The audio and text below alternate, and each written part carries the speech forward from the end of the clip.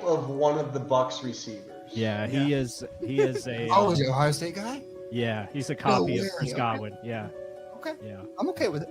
he's a good player. Welcome back to Real Bucs Talk. Today, I want to look at none other than the superstar rookie wide receiver the Buccaneers have, and that is Emeka Ibuka. I feel like we can do a film study on him every week, but this was clearly the best game he's ever had as a pro.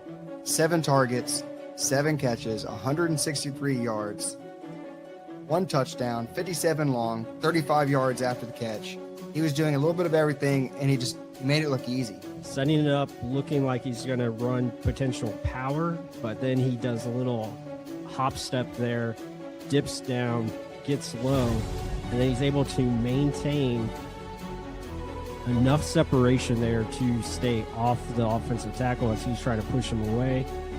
And that's really nice as he comes through and gets the sack. Our Mason Thomas to fly upfield and bend towards the corner, but what Mason Thomas is going to do instead, he's going to fake this, and then he's going to drive into the chest of the tackle because he's already in a bad predicament here, as he, again, you can see how he's able to get those hips to open up, and then he's able to drive through, and the tackle just never gets good balance, bad footwork, and he's able to just overpower and get the quarterback down for a safety. So the thing here, again, bending that arc, using his legs, ripping through, and then finishing. Tight end here against a linebacker, like I was saying. If it's a skinnier, faster guy, let's win inside, right? If it's a bigger, slower guy, like a linebacker, let's win with some speed outside, right?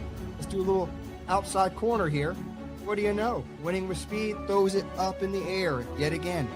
Let the guy that's bigger, faster, go and catch this ball. A mismatched nightmare, guys, for quarterback as well. So if you're looking at this guy, he's going through his reads, right? First read, okay, as a former quarterback, he's like, okay, is he going to throw to my side? No. He's going to his next read, opposite side. He's like, okay, where's that timing clock, right? How much time do you have to throw? Usually things are scripted. You got to get that damn ball out. Comes back to his third. Look at him. He's like, oh, hell yeah, I got this. Tampa Bay Buccaneers select. What is up, everyone? Welcome into the Real Bucs Talk live stream for the 2026 NFL Draft first round. And it's going to be a fun night for everyone. I hope everyone is enjoying their day. It's draft day, and yeah, can't wait. Very excited to be live with you all. And remember, be sure to hit that subscribe button, hit the like button to help support the channel. And it's just fun. We're about 30 minutes out from the start of the draft. I think we know who's going number 1. That's Fernando Mendoza. But after that, it could be kind of unpredictable, which is always a fun time when it comes to the NFL draft. A lot of these in the past have been pretty you already know who's going to be going in the top 10, but from this standpoint, with a lot of, I guess, not many blue chip players, there's more so similar talent levels for everyone, and I think that's what's going to make it fun, because we could see trade up, we could see trade down. For the Buccaneers, I know a lot of the reports have been that they're looking to move back, and I think that is in alliance with everyone here, or, you know, Bucs Nation as a whole, I think wants us to move down and multiply picks. I know Jacob Rodriguez is a fan favorite. A lot of people are hoping for him. We'll see what happens in terms of that regard. I think edge rusher is going to be the priority tonight, whether that's at 15 or if they do decide to move back. But if you're just joining us, be sure to grab something to drink. I got my beverage here with my Master's cup. Really excited about that. And yeah, enjoying life right now, enjoying a vacation here as we're live from a separate location, as far as a pretty private, and it's just nice around on a beach. And yeah, really looking forward to our draft coverage starting tonight with round 1. And then we're going to be live again tomorrow night on Friday starting at 7 p.m. So hope all of you guys can join. And we're going to have special guests coming on throughout the night. My co-host Mark is going to be joining me here shortly. He had to make a run for the wife at Taco Bell, so got to get the carbs in. So that should be good. And then we have a lot of local guests that are going to pop on here in the next hour or so. We got Ken Barrett, JC Allen, Josh Capo, Evan Winter. So it's going to be a really fun lineup. And then tomorrow night we got some really special guests with Luke Easterling and also Ryan Roberts as well, who really do a great job of their draft content and draft coverage throughout the year and know a lot more than I do because, again, I'm catching up late. Be sure to check out our YouTube channel. I'm going to try and see if I can share this for you guys and really want to just show you what we have going on. Oh, look at that. Mark made it just in time as we're getting rolling. But I want to bring up, let me see, the channel here. And then also bring up our Substack as well, just kind of showing. I'll bring Mark in here. Mark, welcome. Good to see you. We got the woos going.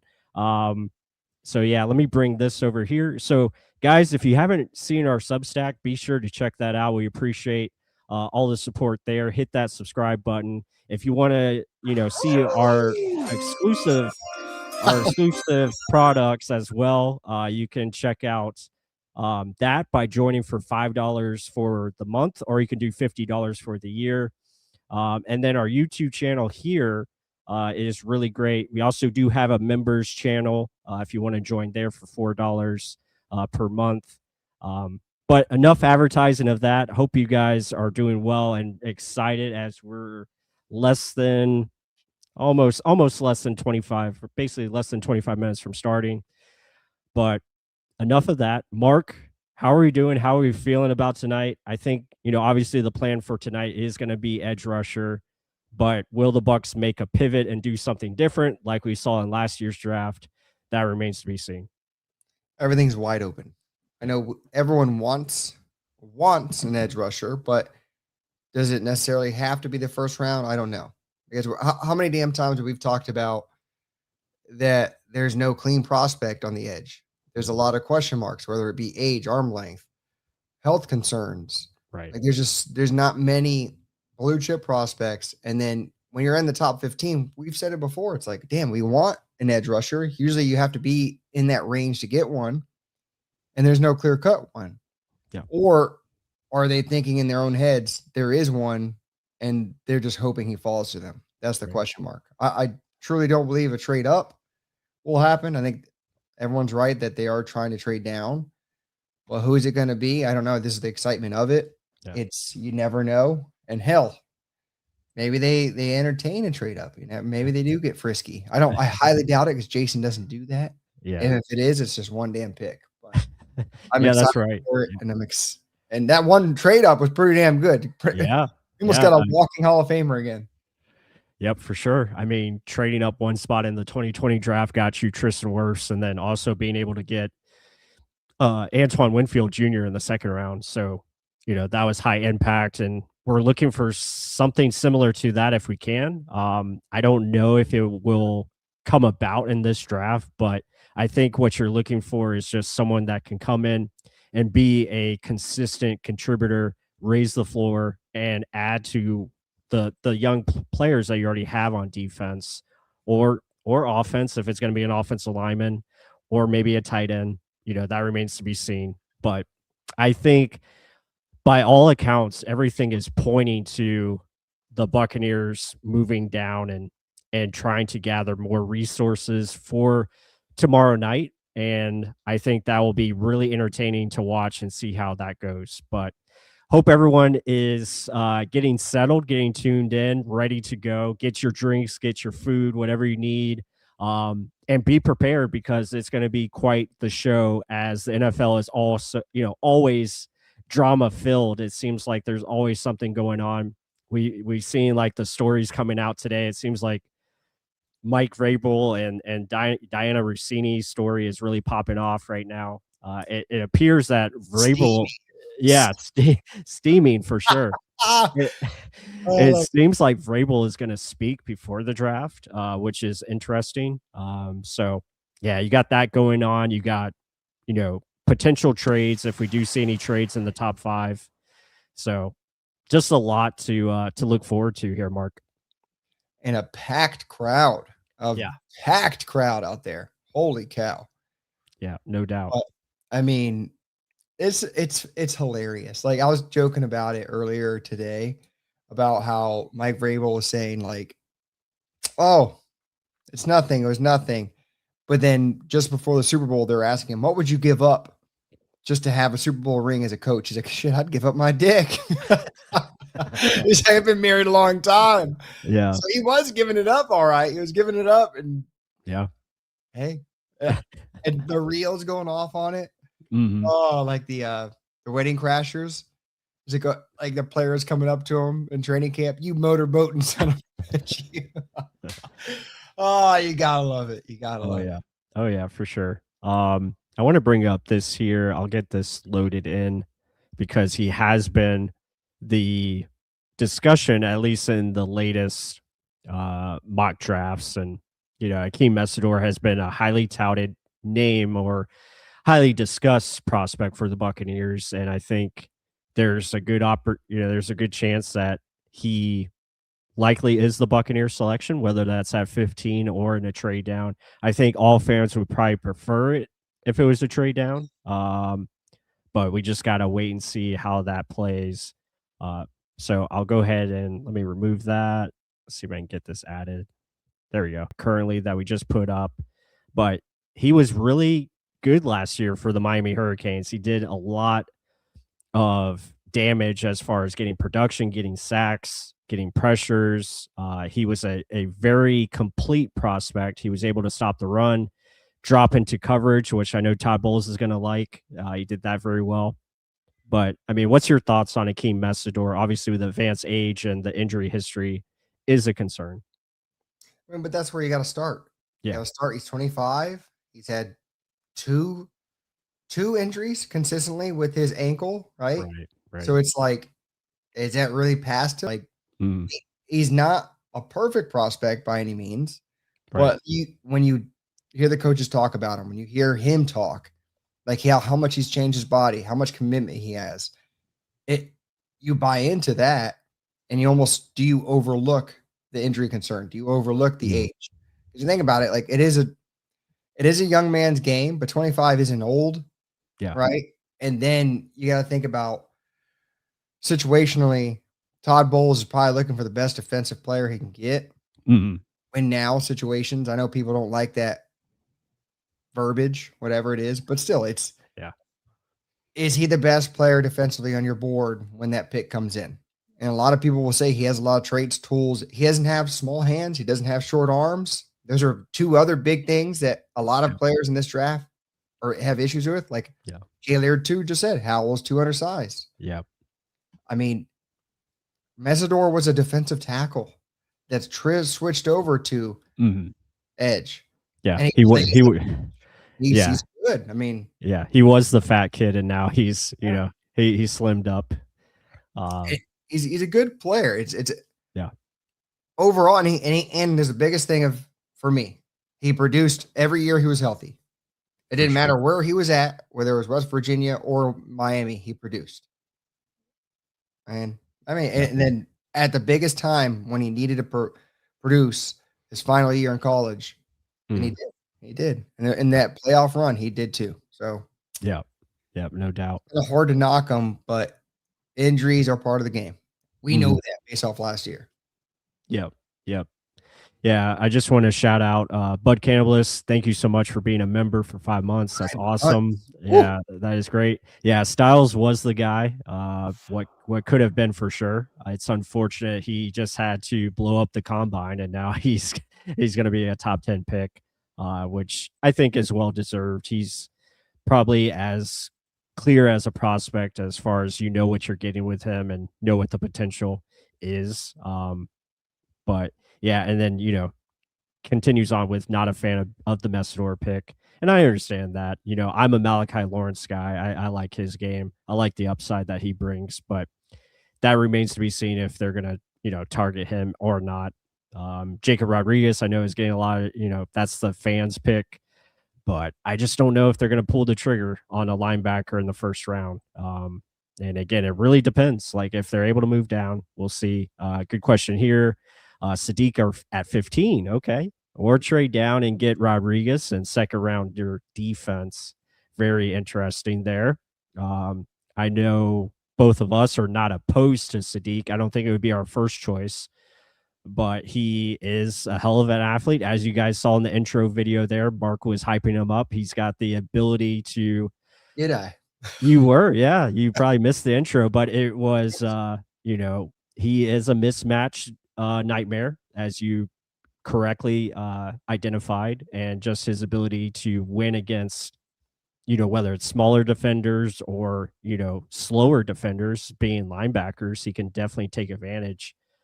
So that would be interesting. But I mean, Mark, what's your thoughts on potentially taking Sadiq, or you leaning more towards let's get a defender, obviously, and maybe it's Rodriguez. Do they pull that trigger there?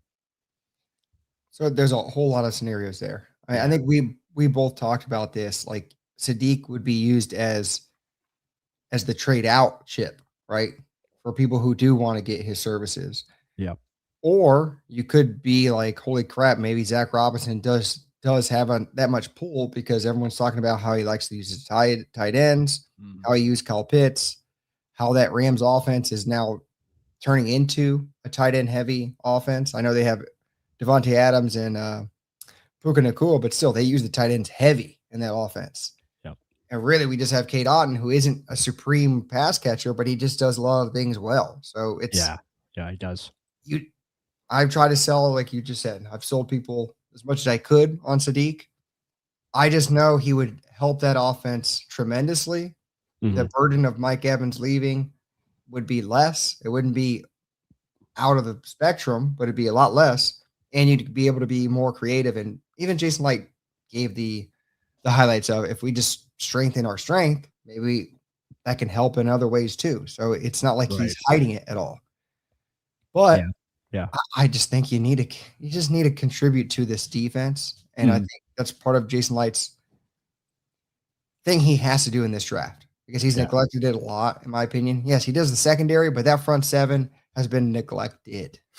Yeah. Well, I think it's also been it hasn't worked out in terms of the 2023 draft. Like, again, Cansey, if you have that guy, you're a lot better. Him and Yaya, I think, as the combo. But I agree with you. Like, you got to continue to put more resources into it, and it just hasn't happened. They've tried to build through the draft, but the opportunities to build in other avenues hasn't been as aggressive as they need to. And when you're just trying to build through the draft, you really have to get that fine line right. Yeah, you got to make it hit. Like, it's a really fine line of or needle to thread, basically, and you got to be perfect in the draft. And that's so hard to do because, like, even though he has done well in the past couple drafts, getting at least 3 to 4 key contributors, that's just tough because, like, you're asking those guys to be Pro Bowl level players right away, and that's not fair to the prospects because a lot of these guys, they're going to take 3 to 4 years to fully develop. And I think the impatience of the league just doesn't allow you to do that, and especially with ownership. But it seems like ownership is being patient, so I guess that is a benefit for them. But at the same time, you really got to start.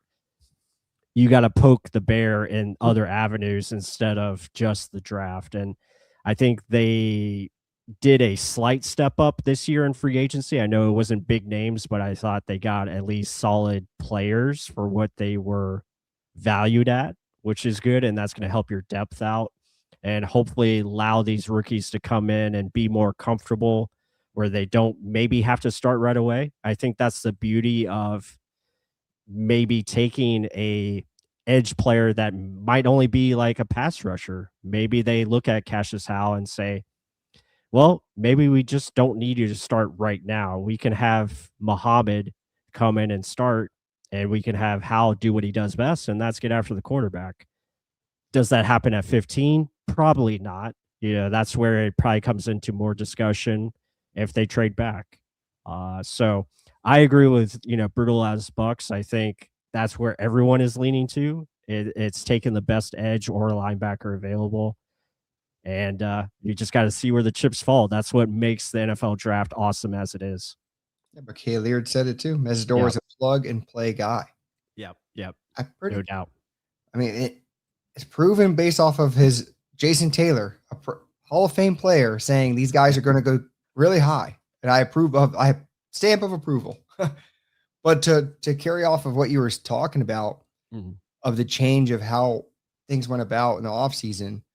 So, yes, you lost Mike Evans, Levante to Mike Evans. He just signed somewhere else. Levante retirement. Yep. But they did sign back starters. They signed back Ashawn Robinson. That's starter money. Yep. Any way you look at it, right? They signed Muhammad. That is a start. Technically, he is a starter right now. I would assume he would be a starter. Penciling because Reddick left, right? So you have two starters and also you have a linebacker starter you signed in Anzalone, right? And then what was the other? There's one more other sign. I mean, Logan Hall should have never been a starter, so I'm not even gonna mention him in there. But I had to mention his name at least once per live stream. But like Kenneth Gainwell's a starter. Gainwell, another big starter right there. So rotational starter either way. Right. It's just we said it, you just said it. They draft starters mainly. They just signed a bunch of starters. So the team's turnover just happened big time this offseason. Whether you like it or not, it happened. They're a different team. They're still competitive in every right if you look at the talent on the roster. Yep. But you said it, that something had to change. And they got more tough guys. They got guys that they know they can use in a variety of ways. To go after Gainwell, that proved to me that they knew when Bucky went out, the offense sputtered, right? It was a massive drop-off after Bucky. There was no one that could make you miss. There was no one hitting holes in a fast rate. And then the pass catchers weren't really there. Rashad White was a good pass catcher, but he was more used in the pass blocking game. And his running game, adequate. Not make you miss, not bulldoze you over. He was an adequate running back. Maybe proof is all wrong in the Commanders, but let's see. But overall, I like the transition of what they're doing, considering we went from a team that was signing everyone back to now we had to make a change. Yeah. We have to morph into what is this Buccaneer team going to be moving forward? And maybe Mike making his decision was what they needed, to wake the hell up. How else are you going to win games? Yeah. And it hurt a lot of Buck fans being like, well, we lost Mike. F him. Buck stuck. How you going to let him go? Well, yeah. Maybe it was one of those things where it's just look in the mirror, guys. How are we going to win games? You can't rely on these certain guys, especially if guys get hurt. You're going to have more depth. You're going to have other avenues you can lean on instead of just, we got a really good wide receiver room. We're cocky about it. Right. So, and that bleeds off too. Could it be a Sadiq? Could it be an option? I don't know. But yeah, it's interesting because if you do add a Sadiq, that gives you another pass catcher. And like I said, it gives you an option that doesn't have to be forced onto the field, which I think would benefit him. Can allow him to get comfortable, and you can kind of utilize him as a specialty, but it also becomes a luxury pick. And I don't know if that's something they can afford to do so right now, just because you really need to find a way to elevate your defense to a level where they can actually afford to have the offense maybe, not be as strong in certain weeks, because the offense is not going to be great every week. It's just, it happens. We've seen it over in time. When the offense is struggling, you need a defense that can have some resistance on the field to allow your offense to get the ball back and maybe find rhythm later in the game.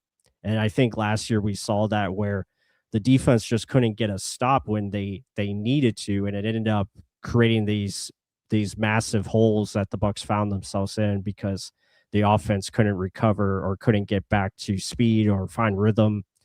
And a lot of that goes into Zach Robinson coming on board. So hopefully that changes and helps helps them. I think Baker Mayfield, the offensive line, that is going to be the big keys, and see if they can bounce back. But defensively, I think it's all about finding a pass rush, finding the possibility to get after the quarterback. And I think that's going to be the theme in this year's draft. And we'll see how they utilize it. And hopefully the scouting has done a great job and they target and identify the right players.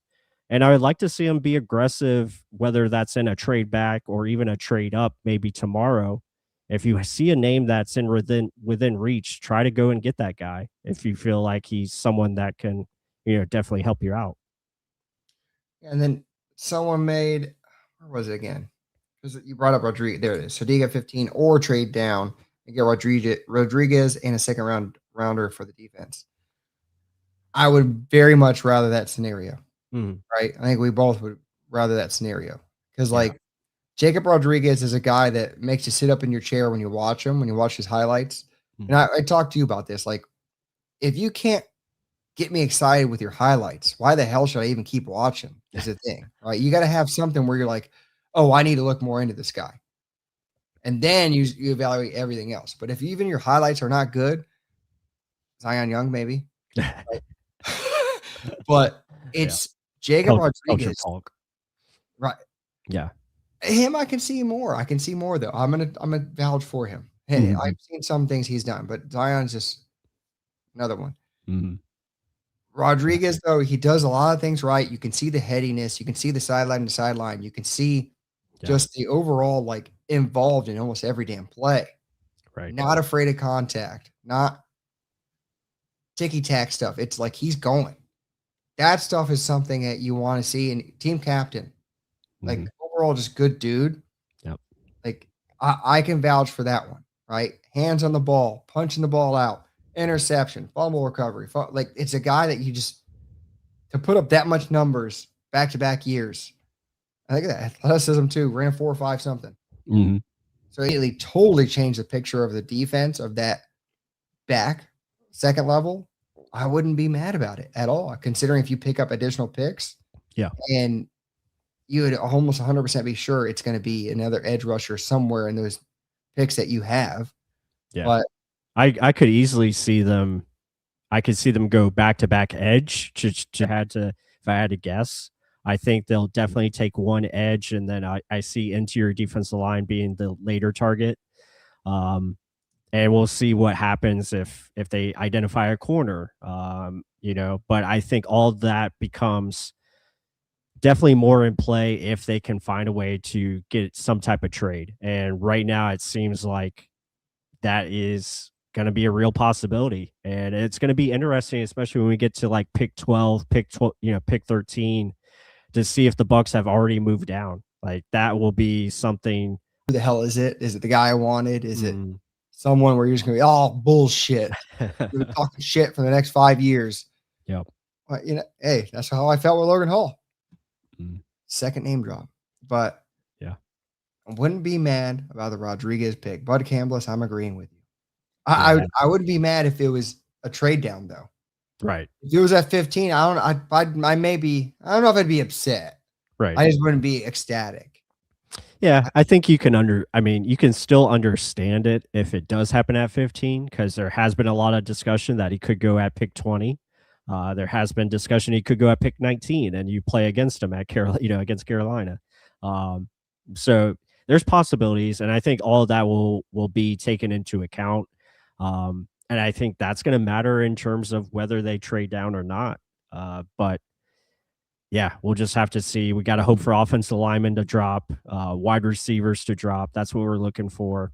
And hopefully one of these teams like the Eagles, maybe the Steelers, one of these teams can jump up for a offensive lineman, or maybe Detroit. Detroit at 17, maybe they're like, no, we're going to jump up and get the offensive lineman we want.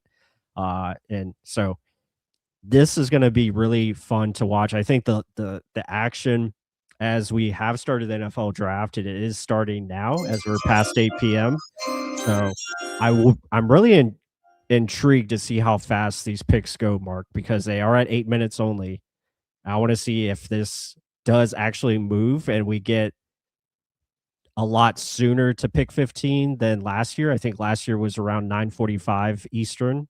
And I want to see if they cut that down at all. But to personally, I think it's just to get more commercials in, which kind of sucks. But that's something that I am intrigued by. And let us know what you guys think in the chat about the time reduction, if that's going to make a difference or not. Here's a cool little take. So he Mhm. mentioned it earlier. Bud Campbell said it. Yeah. He said, "What about a trade back? What if we do trade back? We do get Jacob Rodriguez, and then you do get a potential back-to-back Lawrence and Howell. Could you Yeah. imagine? You'd be happy. I'd be happy. I think all Bucs Nation would be happy in that situation. Like everyone's pulling for certain guys. I think all three of those are guys that Buck fans are pulling for. I know you're all over Lawrence. So Yeah, I love Lawrence. But- Yeah. I'm gonna put a little poll out here just so you guys can kind of be interactive, and let's see. Hopefully you guys can see this. Hopefully this pops up on YouTube. I'm not sure if it will, but we're gonna try it. It's within the software here, so we'll see if it happens. But yeah, I would be ecstatic about Cassius Howe for sure. That is my guy. I just think he's gonna be a lot better than everyone thinks. I think there's still room for him to grow as an overall pass rusher. I just think he's going to be special because he already knows how to rush the passer, and I think the power element to his game is there.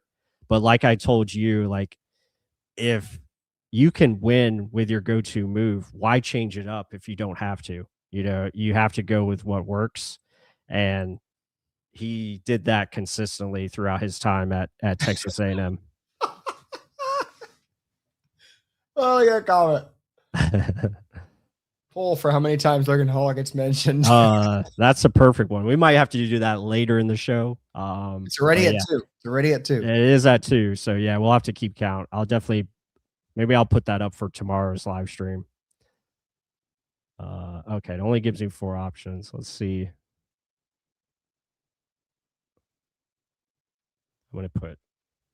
I'll put Malachi Lawrence in here instead. Yeah. We try not to mention his name. He's a Texan. We don't need to talk about him. This is strong. Sadiq is Tony Gonzalez. Well now. That's oh, look at this. What is this? Plus, what Did it pop up? Yeah, on my screen. I don't know if it popped up for everyone else. I don't know if the YouTube people can see. I wonder if you guys can see that. Let us know. If not, you probably won't be able to interact, though. I don't think. I want to see. What do the Bucs put? Oh, can they see it? You're moving it. Okay. I think you're moving it. Let's see. Can you guys interact with it or no? Oh, you can. Okay, perfect. All right, that was me though. That was me. Oh, that was you? Oh, okay. I clicked. All right. I don't know if you guys can interact with it. Oh wait, no. maybe they did. Maybe. No, they can't. So I'm gonna stop that. All right. Well, sorry guys. I thought we were gonna be able to do something cool, but guess not.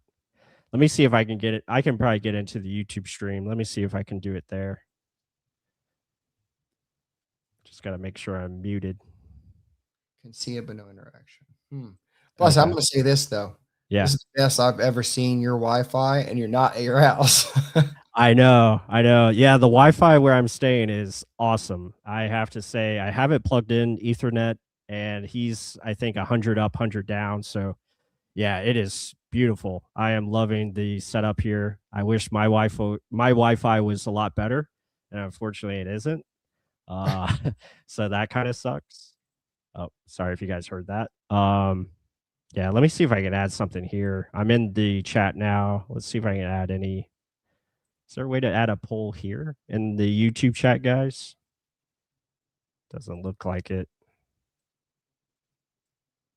Well, that's disappointing. I thought I would be able to add something in here, but it's not giving me. Oh, you know what? I know what I have to do. I'm on the wrong account. That's the issue. Okay, now I should be able to do it. There we go. All right, here we go, guys. We'll get a poll going, and just wanted to get your thoughts of like, who do you want the Bucs to pick? But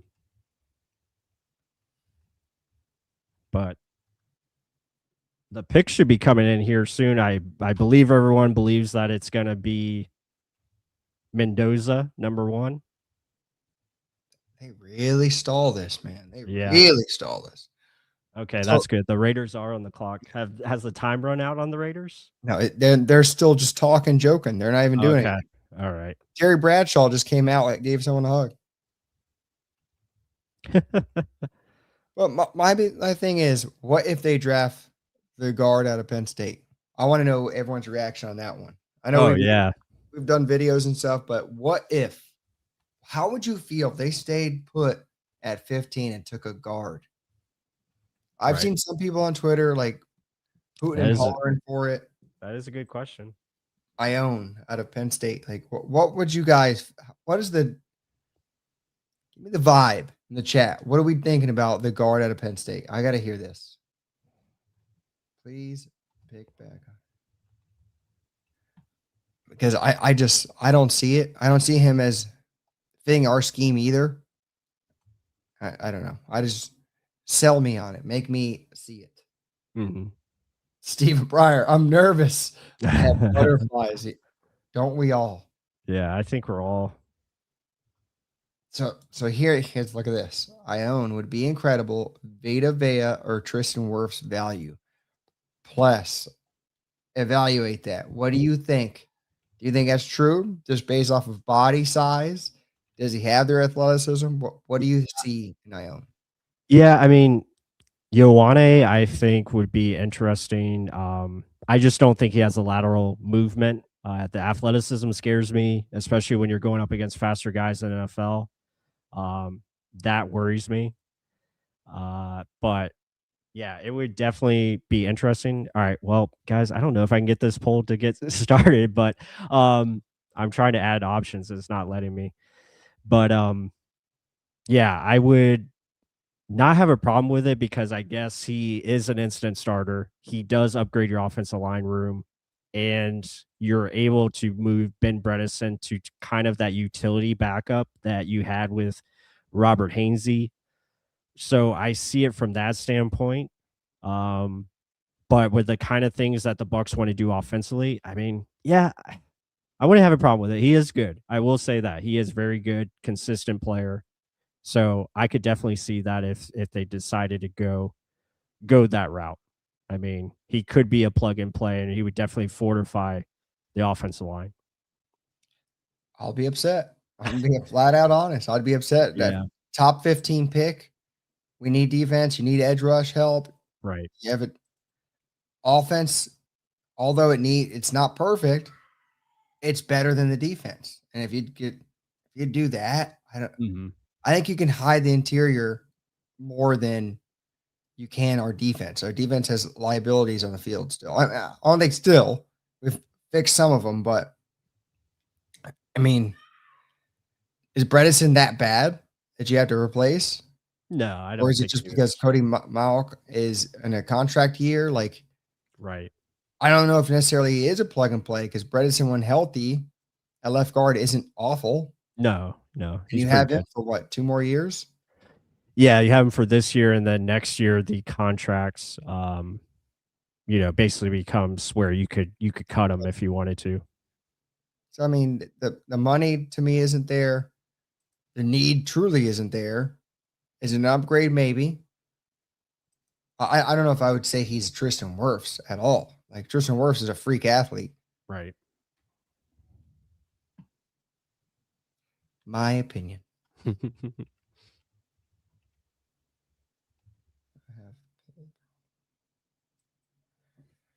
Let's see. Oh, pick is in. They're shaking some hands. Pick is in finally. Well, they're shaking hands. Okay. All right, I'm going to go ahead and start this poll. Let's see if it pops up. And again, if you guys want someone different than what I put up there, hopefully that shows. It doesn't look like it's showing on my end. Let us know. Let me know if you can see that. If not, I apologize for the poll not working. I thought it was going to be better than that, but I know we can't see it. Okay. Looks like they got it. It is.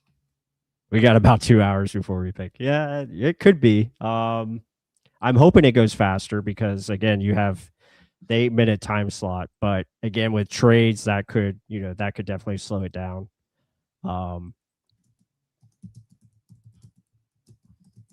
So yeah, that'll be interesting. Be about. I'm gonna go take it. I'm gonna give the boy a bath, read him some stories, come back. They're still not going to be on the pick. Yeah, sounds good. We should have. I will check on. I'll check on Ken Barrett, see if he'll be joining us here soon. He said he was gonna. Oh, okay. Well, Ken's actually running a little late, but he will be on shortly. So, and I think we'll have JC Allen later on. We'll also have JT Olson, Evan Winter, I believe, is going to pop in at some point. So, got a lot of good guests. Josh Capo, I think, is going to try to join us. So, we definitely have more to come in terms of different Bucs perspectives. But want to hear from you guys. Again, let me know what you guys have going on. How's the setup looking? How are you guys feeling about this top 10 that we're about to endure and see how it goes? Now, plus, let me ask you: did you get some sun, or is that just from drinking? I don't know. It could be a little bit of both. I was out in the sun. It could be this lighting. I do have a really bright light on me, so it could also be maybe the I don't know, whatever I put on my face. I don't know, maybe I'm breaking out. But yeah, who knows? But yeah, it was sunny. I was out in the sun. But we do have Ken Barrett in here, so I'm going to get him on. Ken, how's it going, my man? He's getting all set up, ready to go. He's fumbling around. Get your headgear in, whatever you need, so that way you can hear us. He's got some sun on him too. It looks like we're all getting sun. That's important. Vitamin C, baby. Vitamin D. Damn it. Vitamin D. Oh, well, all the above. All the vitamins. You need all the vitamins. That's damn true, though. Yeah, you need all the vitamins. But thankfully, Fernando Mendoza is off the board. Left his little bro hanging twice. Oh, damn. Gotta work your way down. Yeah, that is good. I already had it locked in here as we are using the stick to the model draft simulator. So be sure to check that out, guys. It's an awesome website. I'm kind of using this as like my little draft tracker. So I'll just put in the picks as they come. And yeah, it's really cool. So Mendoza here, again, 6'4", 236 pounds. He is got all the size, the measurables. I think he was a really good quarterback last year. I mean, the way he progressed and played, very accurate as well.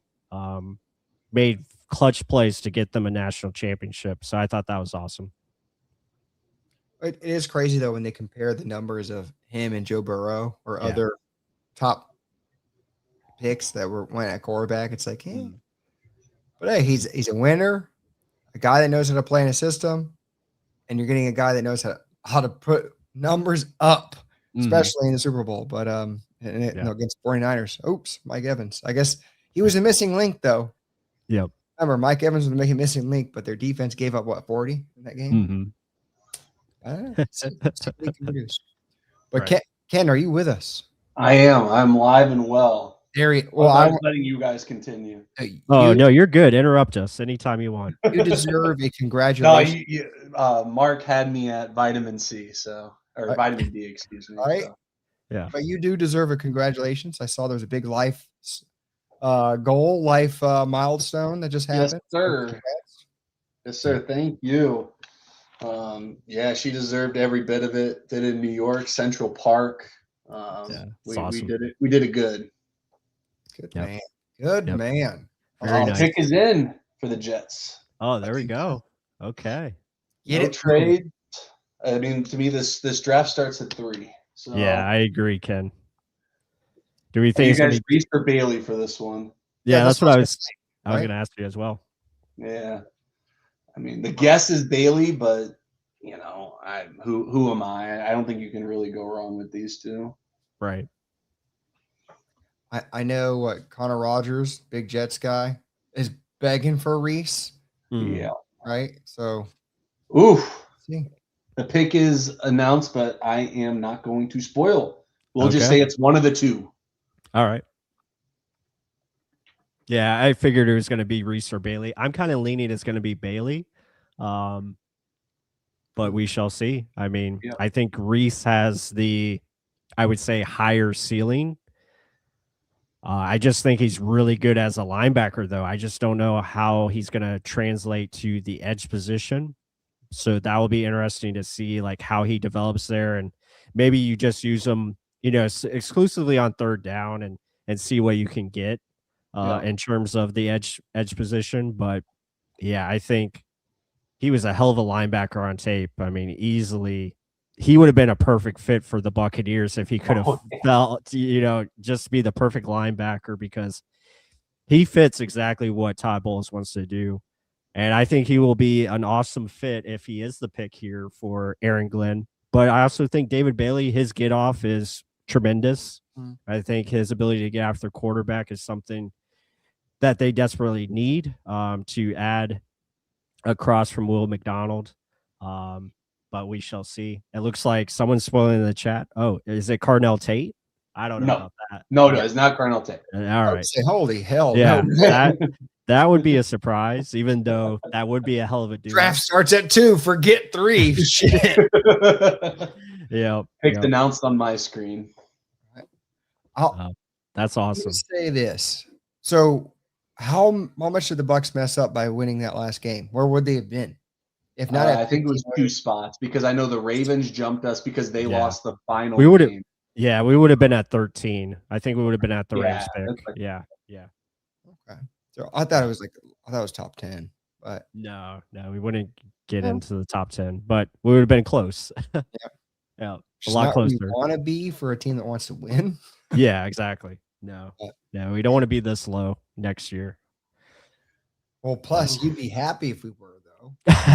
I think me and Ken share that sentiment. I mean, we're not the biggest Todd Bowles supporters. I think the question is, would Todd Bowles have been fired if he lost the last game? That's right. Yeah, that's intriguing. Yeah, definitely. Which is crazy, because I when the rain came, I'm not gonna lie, I got a little scared that we were gonna lose, but I don't know. Kate Otten tell me how Kate Otten chooses that game to have Spider-Man-like hands. And that's why he gets all the hate from all the fans. But to me, I see that weather. I'm a baseball guy, so I hate rain. Hate rain with a passion. I don't want to walk in rain. I don't want to play sports in rain. And this guy, in the dome, we just go back to LA. Has that that drop. The Atlanta one, I don't really. Was it Atlanta, the first one? The Lions. It was Lions. Yeah, you're right. The Lions. Like I don't fault that one, but the Rams one was bad. And but he was great in that last game. I think 10 mil is awesome. I think it's very solid value. I really don't think Kenyon Sadiq's going to be our pick, but we shall see. I can't wait. So I David wanted to be just to see the reactions. So David Bailey was the pick for the Jets. I think I think that made a lot of sense. I feel like that was the way they were going to go the whole time, especially when they did cancel the visit, and then you had the whole discussion about the visit being canceled and all that. And I think he makes a lot of sense. Again, tremendous upside to his game. I think there's still areas he can improve on. So that will be definitely intriguing. I think he's a really good pass rusher, and he's going to fit them very well. And I like that this stick to the model did the pick for me. So it looks like this is automatic. So I don't have to click. That's cool. I don't have to click the players. So that is perfect, because I definitely didn't select David Bailey here. So that's awesome. And again, shout out to stickthemodel.com. Be sure to check that out, guys, if you haven't already. It's a lot of fun. They have so many resources here. And the best part is it's free, but also if you want to join their membership, you get a lot more options and just more customization. You can do drafts into 2027 already. They already have that in there, so there's a lot of things that you can do with this website. A lot of fun. If you had to power rank them, so I never subscribed to PFF to get their their ones. Let's take old. This one looks great. I've only used Draft Network. Okay. A while, then I kind of just stopped doing these mocks, to be quite honest with you. Because I just kind of just go through it like in my head, but or write stuff down. But that PFF or the Draft Network old one, PFF, and then that one, how would you like rank them 1, 2, 3? I mean, I like stick to the model. I mean, personally, just because not only is it free, but you can just do so much with it. I do enjoy PFF as far as their professional setup and what they have. And, but it's tough, especially when, you know, you're a big supporter of who was running the draft boards there. And, you know, unfortunately he's not there anymore. So that, you know, kind of takes a toll for me. As Mark is heading off, he's going to go put the baby boy down for his long, good sleep. And yeah, Ken, it's good to see you, my man. We haven't chatted in a while. I'm so happy that you're on here. It was really fun to, you know, cook up the draft intro last night, and I was trying to see what I could come up with to like find the best reactions. Oh, Cardinals picking, by the way, they're sticking. Okay. All right. Here we go. They milked it to 1 minute and then pick is in. Sorry. Continue. I wonder if this is going to be Jeremiah Love, but that would be crazy to not have a quarterback really and go after Jeremiah Love. Right. I don't know who it is, but yeah, interesting that no trades. I'll make a face when I do. But yeah, getting back to that, it was just really fun going through all the streams, and I was like trying to find like what would be the best reaction. But for this year, I did keep it simple, and then really just wanted to highlight what we do as far as film analysis. And I thought it was really cool to put that together. But yeah, man, it's just I'm really happy for you, not only from just for a personal level, but I'm just so thankful for you as far as your friendship. It's been really awesome. And yeah, this is great having you on. And obviously we're going to have more people join us as we get going. We'll get JC Allen on here, and he'll steal the show as he usually does with just his talkative ways. And then, you know, Josh Capo and Evan Winter at some point. We'll also have JT Olson, who's a good friend. And then tomorrow night will be awesome as well, because we're gonna have Luke Easterling at some point, and then we're also gonna get Ryan Roberts from A to Z Sports. A to Z Sports, they would probably be my they would be my next mock draft simulator, right behind Stick to the Model. Like, they have done an awesome job as far as what they put out, and we'll definitely be highlighting. We'll highlight that one for tomorrow's stream for sure, and it's a lot of fun. But how's awesome, everything with you? You know, obviously you got the engagement, which is awesome, and just how's the personal life? How are we feeling? Good, man. You know, when you don't have a wedding date yet, it's all, you know, we're looking at places, we're thinking about places. When we're, you know, Jeremiah Love just got announced on my end. Wow, that's awesome. We'll address that in a second, but yeah, man, everything's good. It's just we actually have identified a place, so I'm throw some, you know, fingers crossed, people, knock on wood for me. But hopefully we get that locked down. Maybe we can get you up to the wedding, and we'll go from there, my man. No, I just know I appreciate your friendship as well, my man. Yeah, awesome, man. That is great. Yeah, I mean, Jeremiah Love to the Cardinals, I think it's interesting because they do need more talent, and just adding, I guess, really you could argue he is the best player in this class from, you know, top to bottom in terms of just overall prospect. So I think from that I can see it. And did they also sign Tyler Algier though? I kind of feel bad for him because he did go to the Cardinals. They had James Conner. They have who am I forgetting? Don't they have someone else as well? Let me see if I can. Yeah, they drafted Trey Benson. Benson. Yeah. So I that's a running back room. I'm guessing from that end, James Conner's probably gone, traded, or, you know, he gets cut probably. Or cut, yeah. Post draft. But yeah, he's really good as far as, what I saw on tape, like his ability to just jump over people at will, like he can, or just run through them or run around them. Yeah, very good player. But it'll be interesting to see how they move forward going into next year and how do they address the quarterback position. And they already have, it seems like, kind of troubled waters with Jacoby Brissett because he wants a new contract, I guess. So yeah, intriguing. I don't think he's going to get a crazy raise though, and I understand Yeah. what Brissett's doing, but I think Brissett's going to be there. I think it'll be a modest number. I think honestly they can win. The problem is their division. That's the problem. Yeah, they got the. I mean, if the Bucs were in the NFC West, I'd be saying the same exact thing here. Yeah. Yeah, for sure. Yeah, I mean, it's always good adding good talent. I mean, you see the highlight reel. My biggest thing here is, I mean, it's the same, not as quite as bad as Ashton Genty. I think the talent for Genty was there. He just, was in a league of his own in terms of his level of competition. Still did well. Obviously, He has the talent.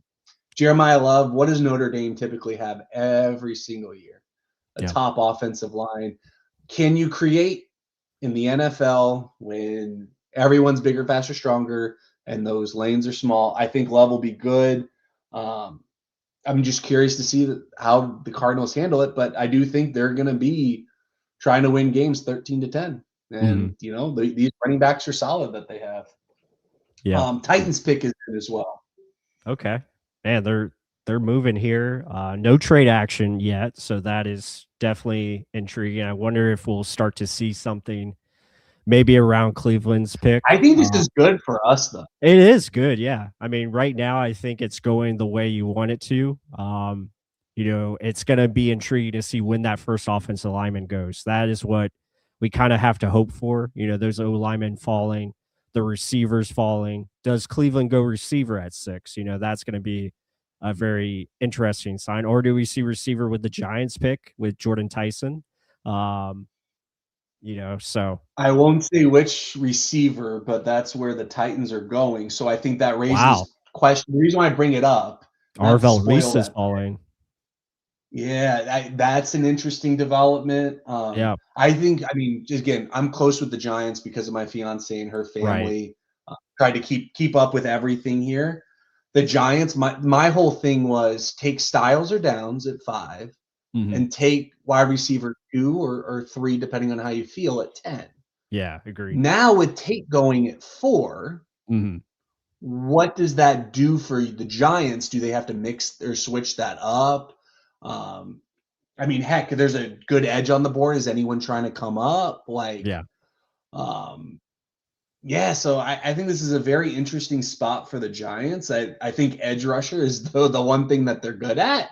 Yeah, it is. So I don't know if they really want to go in that direction. Right. So we'll see what happens at 5. But I think everyone could mock a receiver to the Titans. I think 3 was going to probably throw some wrinkles into things, but I'm very curious now about 5. Yeah. Hey, maybe the Browns are the ones who move back at 6 with Reese on the board. That's what I'm thinking. Yeah, it's just interesting that Reese is going to be the one that potentially falls out of this top 5, and now he's getting into an area where, that is definitely something to watch for. 6-7, but I'm looking on the poll here, guys. Appreciate who voted. Be sure to submit your vote. We got, who do you want the Bucs to pick at 15? The options are Malachi Lawrence. We have CJ Allen. We have Akeem Messador, who is the leader right now at 80%. We also have Jacob Rodriguez, who's a fan favorite. And let us know if you don't want any of those guys, let us know who you do want. I think we all are voting for a trade down, but we'll see. That's option 1, baby. Option 1. That is option 1. I probably should have put that in as option 1, but I'm hoping one tackle before us. That's what I'm hoping. Heck, maybe it's even like the Ravens. Who knows? Yep. Do you think the Giants before us? Yeah, I was gonna. Do you think the Giants maybe go offensive line at 10? With like, I know. I think it's an option. I Yeah. think it'd be more so the Penn State guard, Right. more than the tackle. But that's because I think they have. I mean, Andrew Thomas is their bookend. Injured a lot last year, but I don't think we're really projecting that out. I think he'll be good. They have a solid right tackle. I mean, you're not looking at like Wirfs and Gedeke, but they have a solid right tackle. I think you can beef up the interior a little bit. That's very John Harbaugh-esque. Is to beef up that interior. You got Scattaboo, you got Tracy. They'll probably get another one here. I'm not sure if they re-signed Singletary or not. Don't remember that one off the top of my head. But I'd imagine this is going to be a downhill rushing football team. A guard is on the table. I do think that it would be smart to get an investment maybe at receiver if you like the receiver enough. Let's say there isn't a run on receivers till 10. I think that would be a very interesting move for the Giants. I don't think it would mess with Neighbors. I think it's Neighbors insurance. He should be good for the season and everything like that. Right. But frees him up. Like, let's say it is like a Jordan Tyson, falls to 10. He doesn't have to be a number one, which I think is good for Tyson, and I think it helps Neighbors. Like, I think that's a relationship that can work.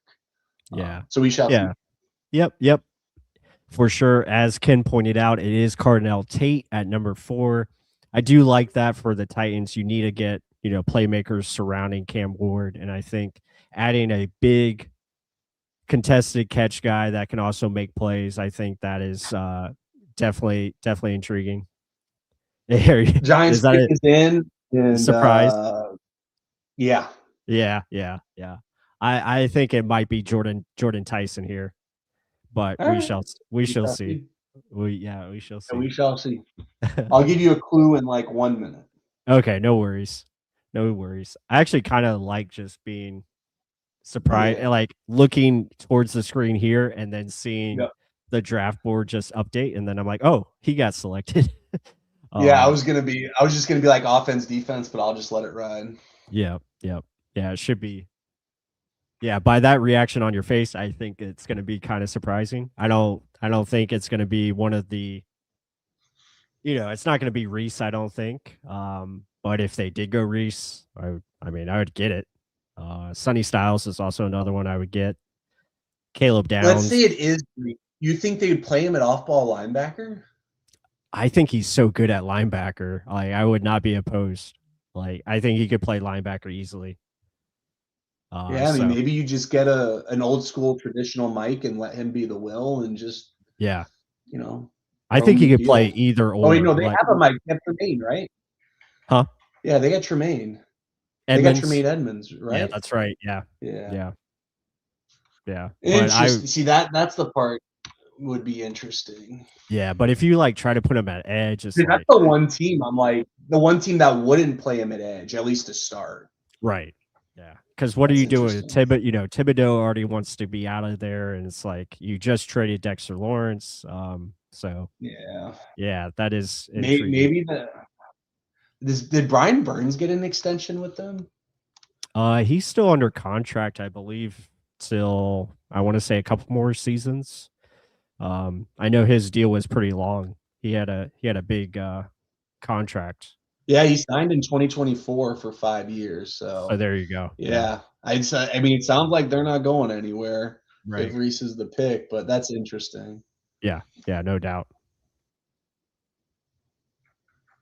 No doubt.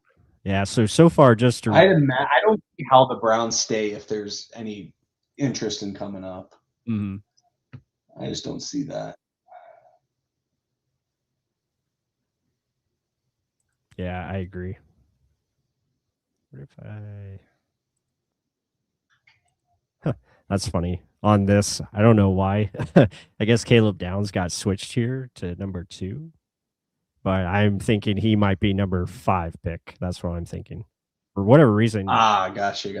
David Bailey got eliminated from the draft. I don't know what happened to him. So there is still there is still Come on, we were hyping you up. I know. We were so hyping you up. There is still some bugs.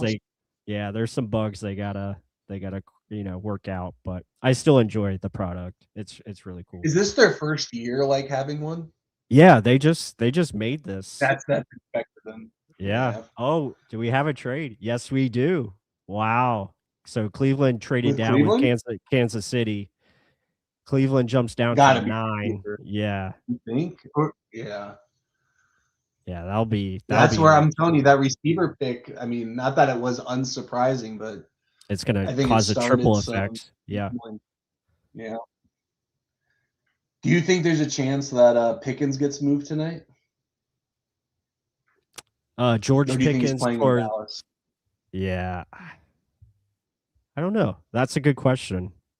I mean, I don't see why they would trade him, because him and CeeDee Lamb, I think, would be good.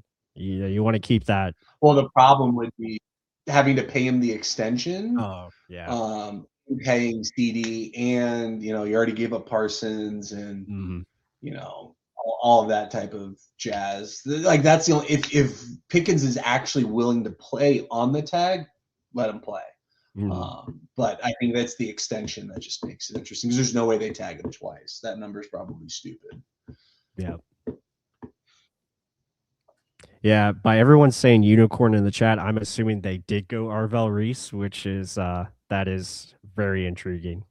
Like we were talking about. I think him as like just a hybrid player, I think would be a lot of fun. But him playing linebacker is totally fine because he can just do so much. He can be that eraser.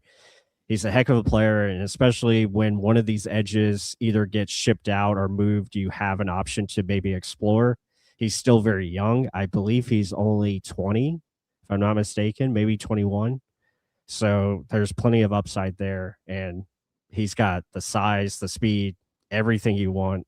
I mean, perfect RAS score as well. So it's like you're getting the top of the line athlete, and a lot of people are saying he was the best player in this class or close to it. Him, Love, Caleb Downs, they were all highly regarded. So, yeah, I don't have a problem with All right, that. I got the trade details for 6. We got the Okay. Chiefs getting 6 for 9, 74, and 148. So what is that? A 3 and a fifth? Yeah. late 4, late. It's probably a fifth. Yeah. Yeah. Yeah. So a third and a fifth. That's not terrible. To move up 3 spots, I mean, yeah, that's pretty doable.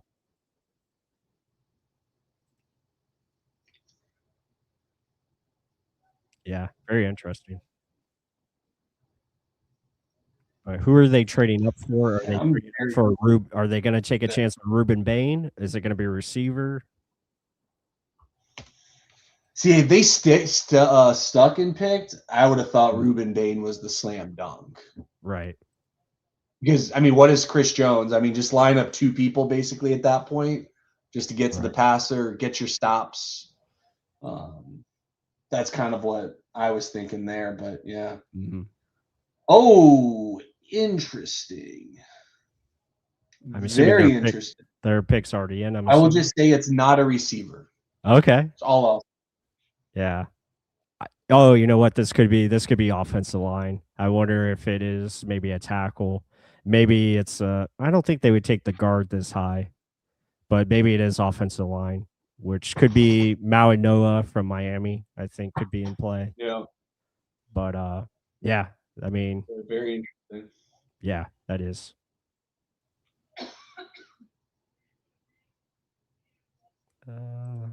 Trade.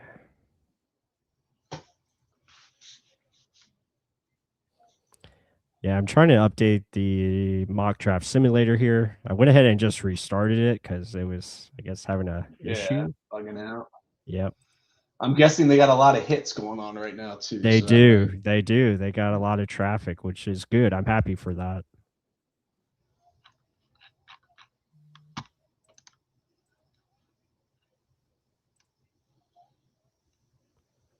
All right.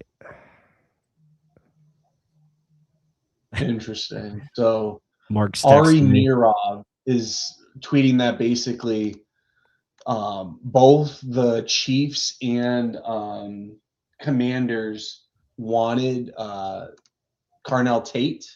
Mm-hmm. And this is who they picked, they believed is who the Commanders wanted as their 1B to their selection. Okay. That's why they felt the need had to move up. Oh, interesting. According to Ari. Is this going to be Mansour Delane? That's could be. That would be a good pick. I think he's a good player. Want to get to this comment here by Keith. But from the Chiefs standpoint, do you think it'd be worth moving up for a cornerback? Because I know they lost both their cornerbacks to the Rams, right? They lost McDuffie to the Rams, and I forget where the other corner went. Did Watson? Yeah, Watson. Oh, I think you're right. Yeah, he did go to the Rams as well. So, yeah, intriguing. But I wanted to get to this question here. Watson was free agency and McDuffie was trade. Or am I flip-flopping? Whatever it was. Doing something like that. Good comment here by Keith White. Don't want any of those options at 15. Trade back or draft Sadiq. A lot of love. Well, the for fact Sadiq. that I don't get it. And I was kind of talking about this with our friend Tones on his podcast about an hour and a half ago. Like, it's not that I dislike him as a prospect. My problem is we do not see first round move tight ends have the impact. Now, if he was 6'5" and was a Y, I could see it. If you're telling me I'm getting even 90% of Laporta, 80% of Kittle, like, I think that's an intriguing prospect because I think you can do a lot with your offense. My problem with Sadiq is while he is a good blocker, he is strong, don't get me wrong, but your physicality in the trenches, he might have to sometimes block a 280, 290 pound 5 tech that's, 12% body fat. Right. Like, that's a tough deal. Like, Cade Otton, to me, is above like the Mendoza line of like what you want as a blocker. Yeah. He's not going to wow you anything in the receiving game. He's good enough. It's very rare for the people that do. And even Kittle, what's Kittle's career? It's been marred by injuries. That's a tough position. Laporta's going through that right now as well. Yeah. Yeah. He can't stay healthy. Yep, for sure. So they're going to announce this pick, I'm assuming, shortly. They got the trade details. I have an NFL Network as my stream right now. I'm watching that. Let us know what you guys are watching it on. Are you doing ESPN or are you doing NFL Network? I guess they're the same now since they're under the same company, but I always prefer NFL Network. I'm an NFL Network person. So that's who I prefer. Yeah, Disney keeps losing me. This I don't know who the Commanders are going to take. I don't know if the pick's even in yet. I just feel like Sonny Styles. Sonny Styles? That would be interesting. I think he's a good play with like Wagner for a year. Oh, are you talking? You talking for Washington? Yeah, Commanders. Sorry. Okay. Yeah. I could see. I see Styles for Washington. Yeah. Yeah, I could. So it looks like, is it in on your end? You know who Chiefs got? It's getting announced right now, so I might be a little bit behind. Cool. No, you're good. Yeah. The reason why I asked is now I can keep that in mind. Okay. Let me see if the ESPN. No, so that would be interesting though if the Commanders did go from who the Chiefs picked to like a Sonny Styles. Right. Because I know there's a couple positions that they would be interested in defensively. I do think that while they have all these running backs, they did go Delane, so I do like that for them. He is a good player. I agree, a good player, and it fits to their mold of getting an elite or very good corner to just lock down ones. So we'll see how Delane does. But it'd be very interesting to me to see if they went from Delane to Styles when we got like what would you say, 2 or 3 corners and like not like tier 1, but like kind of in that group, right? Like so they're just sticking the best player available if they would go like a Styles. But I'm curious. I've already mentioned Styles. Who do you think else would be a good fit for the Commanders? For the Commanders, I Yeah. think, I mean, of the people who are available, I think it's either you're looking at three options. It's either Styles, Ruben Bane potentially, or you're looking at the other defensive player, Caleb Downs. I think adding him, I think, also makes a lot of sense. Which we haven't you need a discussed Downs. playmaker. Yeah. Like, I'm curious if Styles goes before him. Mm-hmm. Yeah.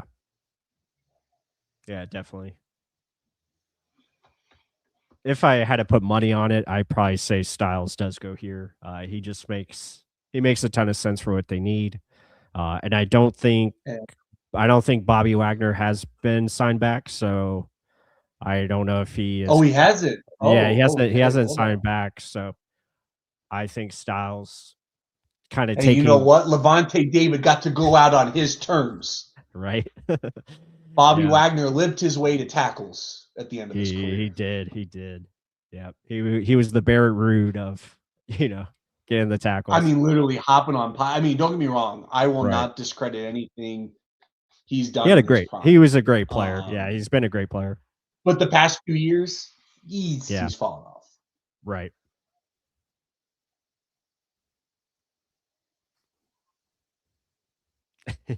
All right. It looks like the Commanders' pick is in.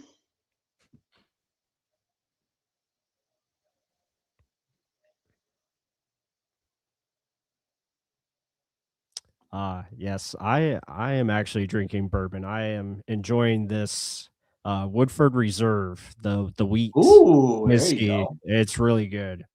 Very smooth, also very dangerous. So I have to watch my intake because it comes up quickly on you, like very quickly. It's very sneaky, but it is great. I enjoy it. So good Woodford Reserve tip is all the places, at least where I live, it's on every menu, which is great. So if you looking for something a little bit more higher shelf or you have a particular taste, Woodford is generally available everywhere, and it's usually not like a big upcharge to whatever the house is to go to Woodford. So if you are a whiskey bourbon guy, I highly recommend. Yeah, it's recently become like a go-to for me. I do really enjoy it more than I say like Crown Royal used to be like just the obvious choice, but I kind of just I wanted something new, and I think the Woodford Reserve just does a great job of giving you kind of that it's not overpowering taste. It's something that you could just like relax and have a sip, and it's not gonna be a killer. It's actually enjoyable when you're drinking it, and highly recommend it. It's definitely a good one. So, and my go-to is if you ever heard of Russell's Reserve. I don't like their regular one as much. I like the 10-year age. There's literally like no price difference, people. I don't know why. I like their 10-year age bourbon. So that's kind of like my go-to whenever I just throw something on the rocks or anything like that. Yeah, definitely. Hell, I've even gotten my fiance into that one. Whenever she said bourbon, she just threw that over some ice. Nice. Yeah, it looks like Sonny Styles is going to be the selection here, I think. Let's see. They're taking a lot of time at like going through these announcements. Yeah. I think that's why they did the 10-minute reduction to 8 minutes now. And it indeed is Sonny Styles. Yeah. Obvious. I'm curious to see where New Orleans goes. I feel like if Caleb Downs makes it to 9, it just sounds and smells everything that like the Browns do. Trade down, take what you think is the best player, and then just move on. Yep. Do you think Saints turned their pick in within 10 seconds of this pick being announced? Wow. It looks like Steven is saying Jordan Tyson.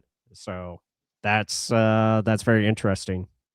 I think that's good news for Bucs fans because I think he's not as good version of what they have in Chris Olave already. So maybe that means Olave moves on and Tyson slides in. Yeah, true. Yeah, I mean, I think they were obviously I think they were a Cardinal Tate team, but with the surprise of the Titans, they just shifted down their board and thought Tyson was the better bet. I would have been more scared if they went with like Mekhi Lemon. The pick is in, but I will say Bussin' with the Boys is the first one who I saw tweet that one. Tweet For Tyson? the same. That threw me off. Oh, okay. Will Compton and Taylor Lewan. Their account is the one who tweeted it first from what I see, which to me is very interesting. Well, I just want to throw that one out there. He played for the Saints, didn't he? So maybe he's got connections. Oh, I didn't know that. Yeah, he played for the Saints. I knew Lewan with the Titans, and I know Compton bounced around. But right. I feel like Downs, if that is the pick, Downs to the Browns just makes too much sense. Mm-hmm. And then if it is Tyson, the Giants, I mean, what do you do? The receivers off the board, if you wanted to go offense, would have been the worst possible thing. I still think guards on the table. I mean, the Browns could go offensive line still. I mean, they did trade down. You do have a better opportunity to go Maui Noah, or whoever you think is the best offensive lineman. Yeah, but I'm kind of with you. I don't know if they pass up on Caleb Downs just because, but they do already have like good secondary. Like they have a decent secondary to work with. Like it's not like they really need secondary, especially with that defensive front that you already have. Yeah. Yeah, if it was me, I would be trying to maximize their offense as much as possible. But again, you don't have a quarterback. That's a whole nother topic. Exactly. And who knows what's going to happen with Deshaun Watson. Yeah. What do you think Tyler Shaw is legit? I mean, maybe not a truck, like he's not going to carry the Saints anywhere, but like if they put enough around him, do you think that he could be enough? I mean, he showed good things last year, but we all know like rookies have done that before, and then the second year comes and they have a tumble. Because again, all the NFL teams now have tape on you. They can study your habits, your mechanics, your tendencies. So I could see it where he maybe takes a step backwards this year. But adding a guy like Jordan Tyson, when healthy, is a decent receiver. Like I said earlier, I would have been more scared if they went like Mekhi Lemon just because of his ability to separate and work in the slot and maybe complement a little bit more to what you have in Olave. But Tyson is a legit deal. I mean, he can get open. He knows how to make plays. So, yeah, it definitely makes the NFC South tougher. Bucs defense is going to have to be ready to go because they have more weapons added here. But it's a question mark still because you just don't know what his health is going to be like because it's been so up and down throughout this process. I don't read his stuff that often. Are you that familiar with Marcus Whitman? I have, yeah, I do watch his content. He does do a good job. So he tweeted out already placing a bet on Tyler Shaw 2026 MVP. Jordan Tyson is perfect in that system next to Olave. I disagree. This is reminiscent of this is the part that why I thought it was too absurd for me to read out. Mm-hmm. This is reminiscent of the Bengals giving Joe Burrow Chase to pair with Higgins. Oh, wow. They are winning that division. Haven't been this erotic talking about the Saints in years. Yeah, I don't know about that. That might be just a clickbait tweet to drive the traffic, but yeah, I mean, we'll see. Yeah, maybe. I respect the fact he even if that isn't like a legit feelings, maybe someone hacked his account or maybe it's a fake account. I don't fucking know. But like let's just say, hey, they drafted a receiver, which I think is whenever you have a young quarterback is always a good thing. Mm-hmm. I do think just again, as we're talking about this, because this is our division, like, hey, like it is a talented player, is a player that has struggled to stay healthy. Right. But at the end of the day, is a talented player. If he does make a difference, it's very good, obviously, for the Saints. However, I do think his addition makes the Olave situation, because he doesn't have an extension, very interesting. Right. Brown's pick is in already. Wow, they're a little bit behind on my. Are they still showing the Saints? Yeah, I think that's generally what happens is after like 5 or 10 picks, it's like, a pick or two behind. Right. But Brown's sticking and picking. My only clue is it's not Downs, which surprises me because that's who I thought made the most sense. But it is a good player, and we'll see as you see it live, like kind of how you react to it. Mm-hmm. And let's see as we start getting, we're about 6 picks away from the Bucs after this pick's locked in. Right. How does it, affect the Bucs? Yeah, for sure. Like I said at the beginning of the live stream, again, I want to shout out everyone who's joining us here currently live here on Real Bucs Talk. Be sure to hit that like button. If you're new here, hit the subscribe. We appreciate all the support. Check out our Substack. Check out our YouTube memberships as well. We have a great exclusive content on there. If you want, film analysis of, rookie prospects, or even just the Buccaneers roster as a whole. As we get into that coming up this summer, we're really going to dive into the team. But I think just looking at it, offensive line, as many offensive linemen can fall, that's better for the Bucs. So hopefully some of them start to go, because then it gets teams to go desperate. And that's what we want. We want some desperate team out there to jump up.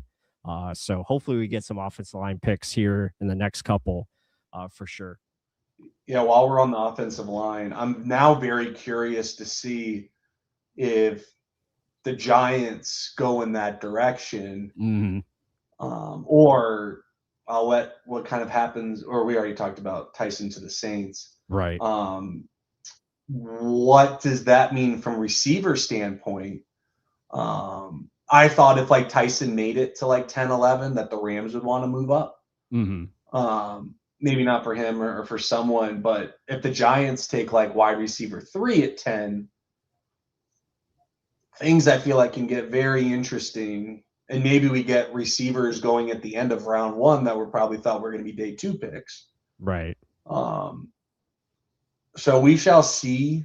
But yeah, I'm very surprised that Downs is not at 9, and I don't know where the heck he's going to go. Yeah. I mean, if the Giants took him at 10.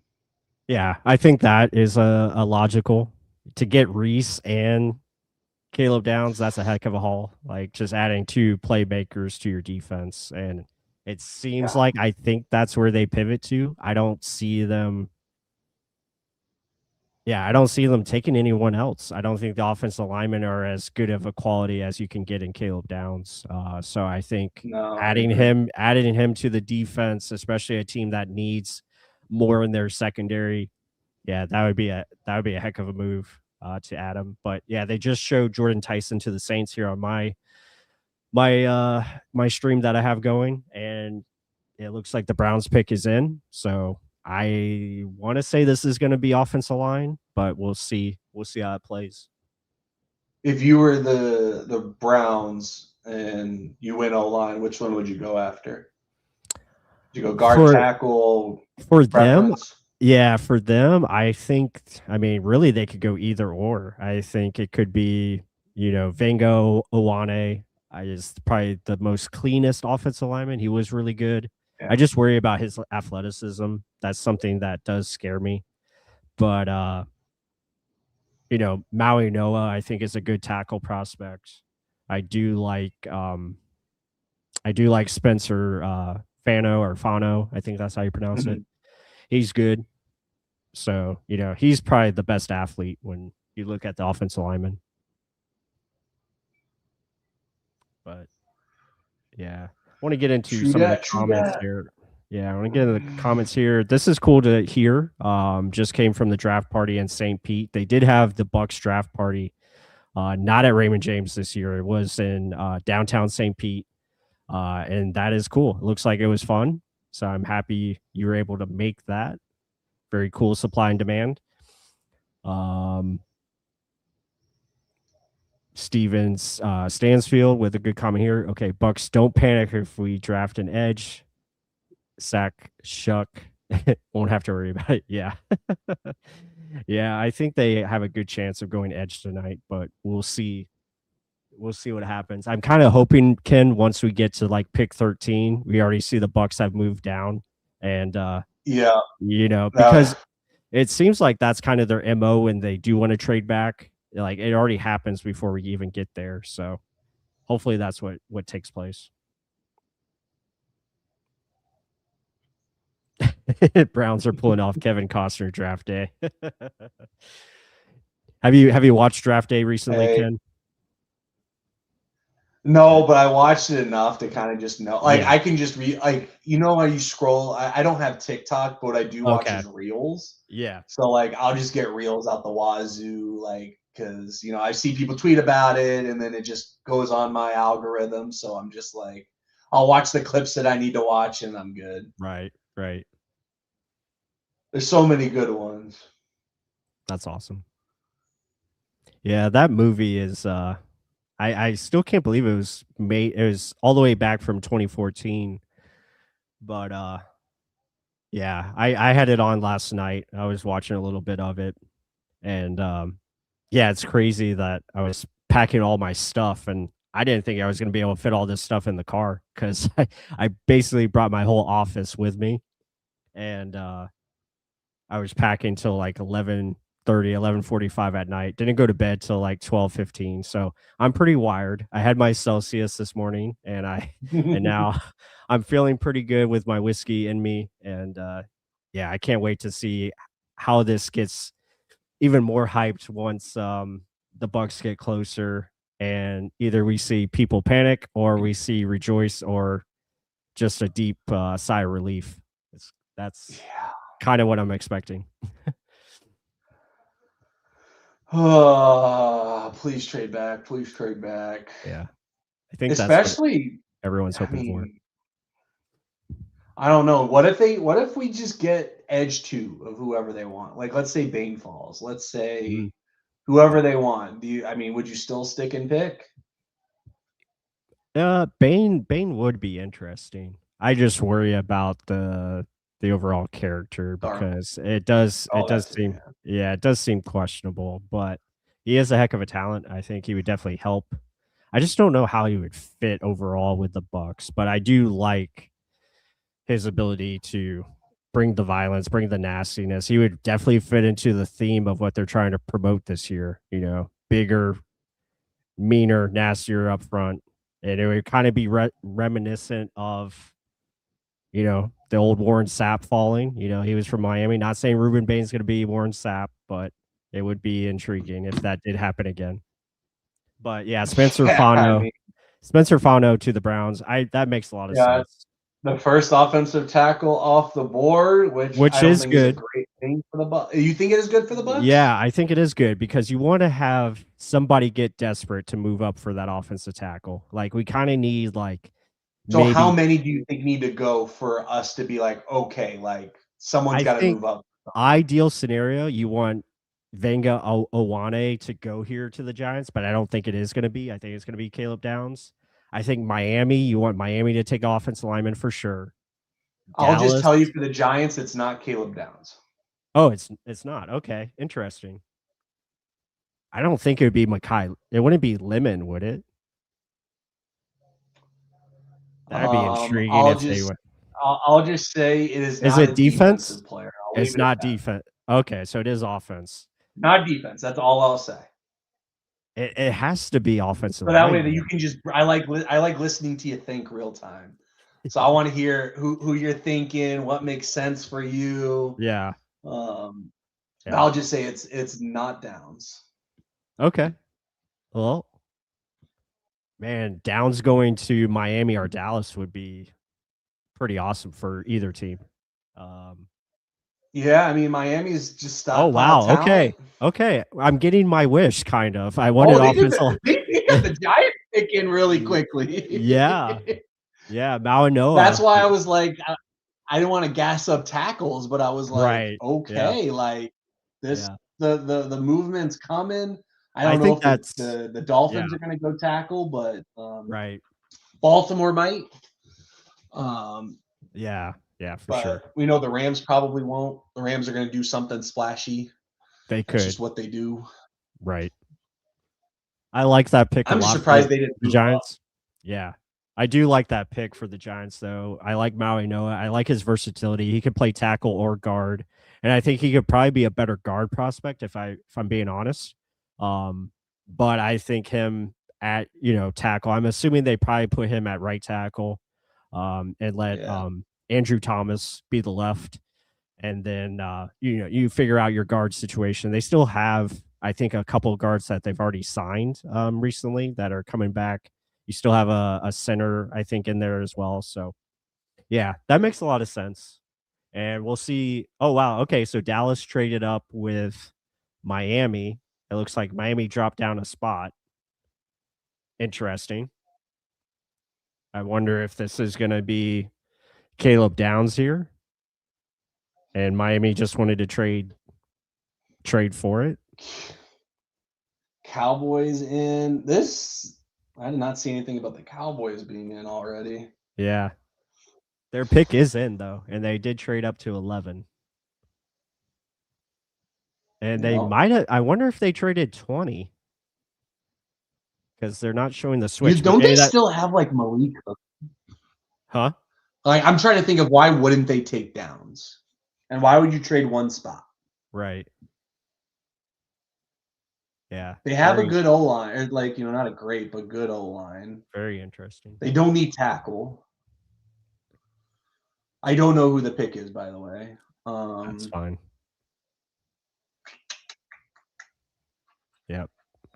Dallas might take J-Rod. Yeah, that is a good point. A lot of people do want Jacob Rodriguez. 4 more picks, and then we are up. That is correct. Unless we trade. Yeah, I know. It's coming up. Yep. Getting up here close. And we are moving pretty quickly. We are moving much faster than we did last year. Like I said, last year, I think it was around 9:45. The Bucs, or not the Bucs, but the Falcons were up at pick 15. So it looks like this one is moving pretty smoothly besides all the talking of the announcements and everything in the commercials, but we are moving pretty well. So I'm trying to see what the Cowboys gave up to move up. Yeah, just one spot, which is interesting. Okay, so Miami, I imagine it's probably a 4 or 5. Yeah, Miami did move down to 12. I wonder if they take Ruben Bane. I feel like this draft's going kind of quick. Yeah, it is moving. Kind of dig it. Yeah, I'm all for finishing before 11 o'clock at night, so that would be great. Yeah. Yeah. Yeah. And like I said, we're gonna try to stay on as long as we can. I definitely want to make sure I get all of the guests on here at some point. So I know some of the beat reporters that the local beat, like JC Allen and Evan Winter. I know they're gonna be on with the press conferences and stuff. So I want to make sure I give them time to hop on here when they can. And hoping to see, hopefully we can get Josh Capo on at some point. And I think we'll have Mark obviously coming back in here shortly, and then JT Olson as well. I think will be popping up here at some point. So a lot of fun stuff. Again, we appreciate everyone joining us. Be sure to hit that like button, help support the channel. You guys are awesome. You guys are what makes this content goes. It motivates us daily. Just continue to put out better content. We're always trying to improve. We are not perfect by any means, so we're just trying to keep up and do the best we can and continue to provide a quality product that you guys enjoy and have fun with. And we just enjoy all the interactions that we get daily. That's what makes it awesome. So shout out to you guys, and let us know what you guys are thinking. We'd love to hear from you. What do you think the Bucs do? Are we going to see a trade down here? I think we're all praying for it. Hopefully we see that TB on the bottom ticker move farther away, and Yeah. we can definitely extend the live stream for that. So that's what we're looking for. So I don't know Finn's extra, Okay. but they have 21,000 followers. Yeah. They tweeted out that the Dolphins received 177 and 180 to move up the one spot. Wow. Okay. Cheap. Very cheap. For the Cowboys. Yeah. Okay. Yeah, that's what I'm hoping for, Steven. Two swings at the bat. The Dolphins are going to take swings at the bat, so I think that makes sense for both sides. Yeah. They need as many many players they can get, because their roster is just decimated at this point. They're definitely rebuilding, basically breaking down the studs and building it back up, the right way. And they have a new regime in, so I'm really curious to see Malik Willis getting a full-time opportunity. Yeah. Yeah, that's another one that could go a lot of different ways. It kind of sucks that he lost Jalen Waddle, and you have like really no one to throw to. He's got no viable options. So Bud Cannabis is saying Dallas went with an upgrade. Interesting. I have to believe it's Caleb Downs. Maybe it's Ruben Bane, but I think those two make the most. I mean, for a trade up, that's the only thing that makes sense. And the trade up would be for Bane. We've already talked about Downs enough on the show. For Bane, it would be the position. Yeah, the edge position, and he also has the versatility to play inside if needed. So Almond says those two picks were comp fits. Okay, so that's what they got. Very good. Very good. I don't know. Greg Allman's tweeting Ruben Bane might be tempting at 15. So he must be falling. I mean, I don't know. I don't think Ruben Bane goes to any of these teams. Maybe the Ravens if they ignore positional value. I could see Baltimore. But I mean, positional needs of what they have. I mean, right. Yeah. Very intriguing. Yeah, it's interesting that Greg tweets that out. So maybe he knows something. Well, I will say, I mean, J.C. Allen seemed pretty convinced that it was going to be Messador. Right. Either at 15 or a trade down. Mm-hmm. So I'm very curious to see how they go.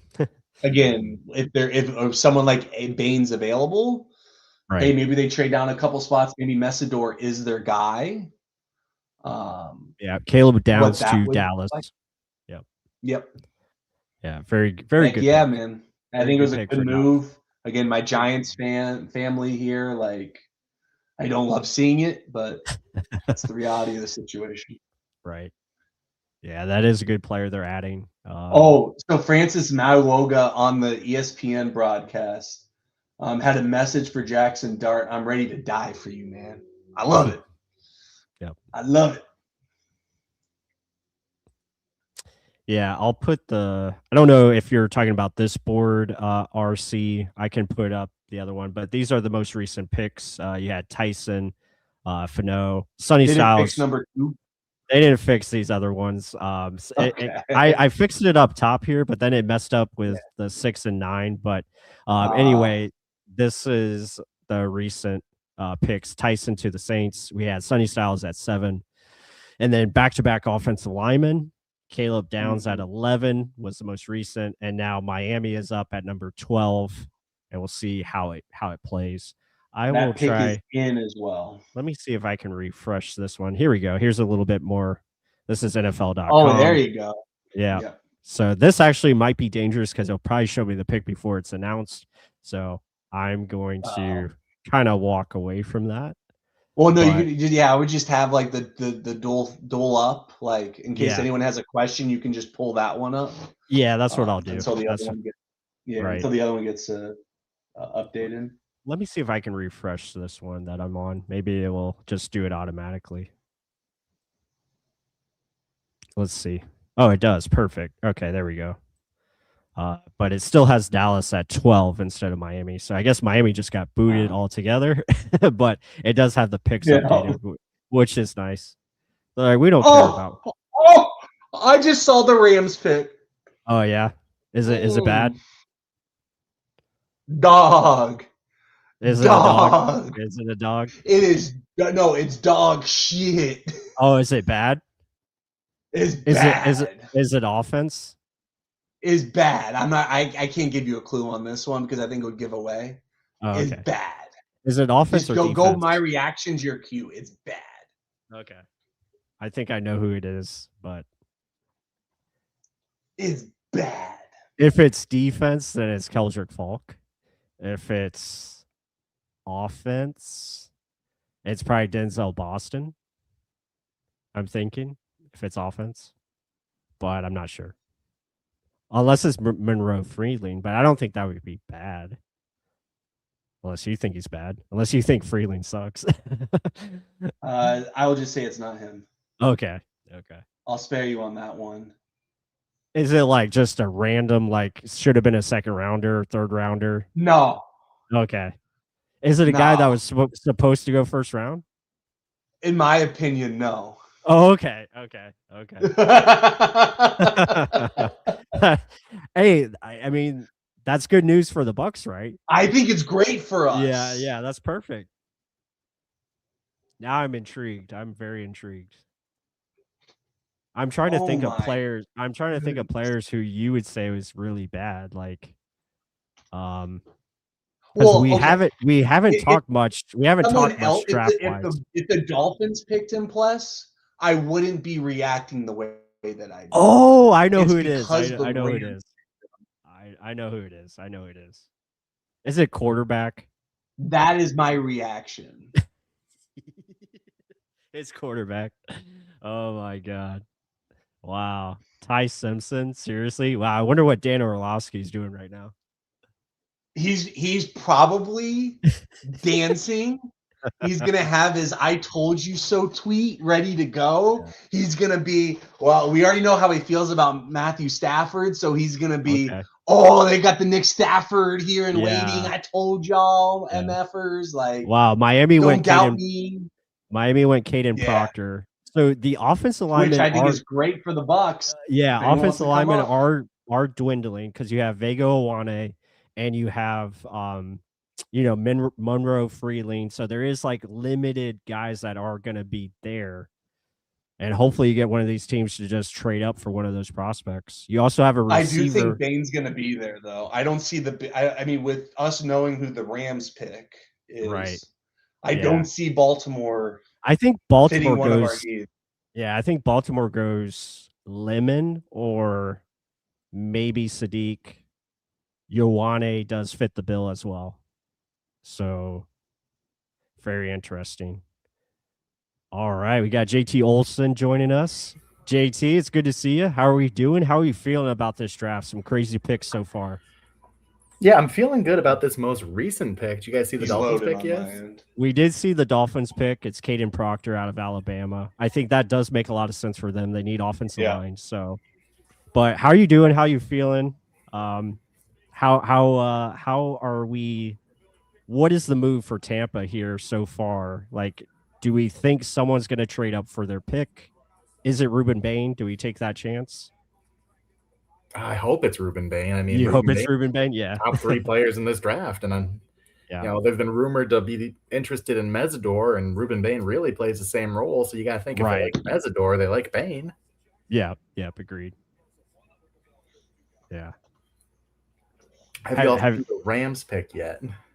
I think we have an idea who it is, which is just crazy. I mean, but I reacted when I saw it, JT. So that's how we know who the Rams picked.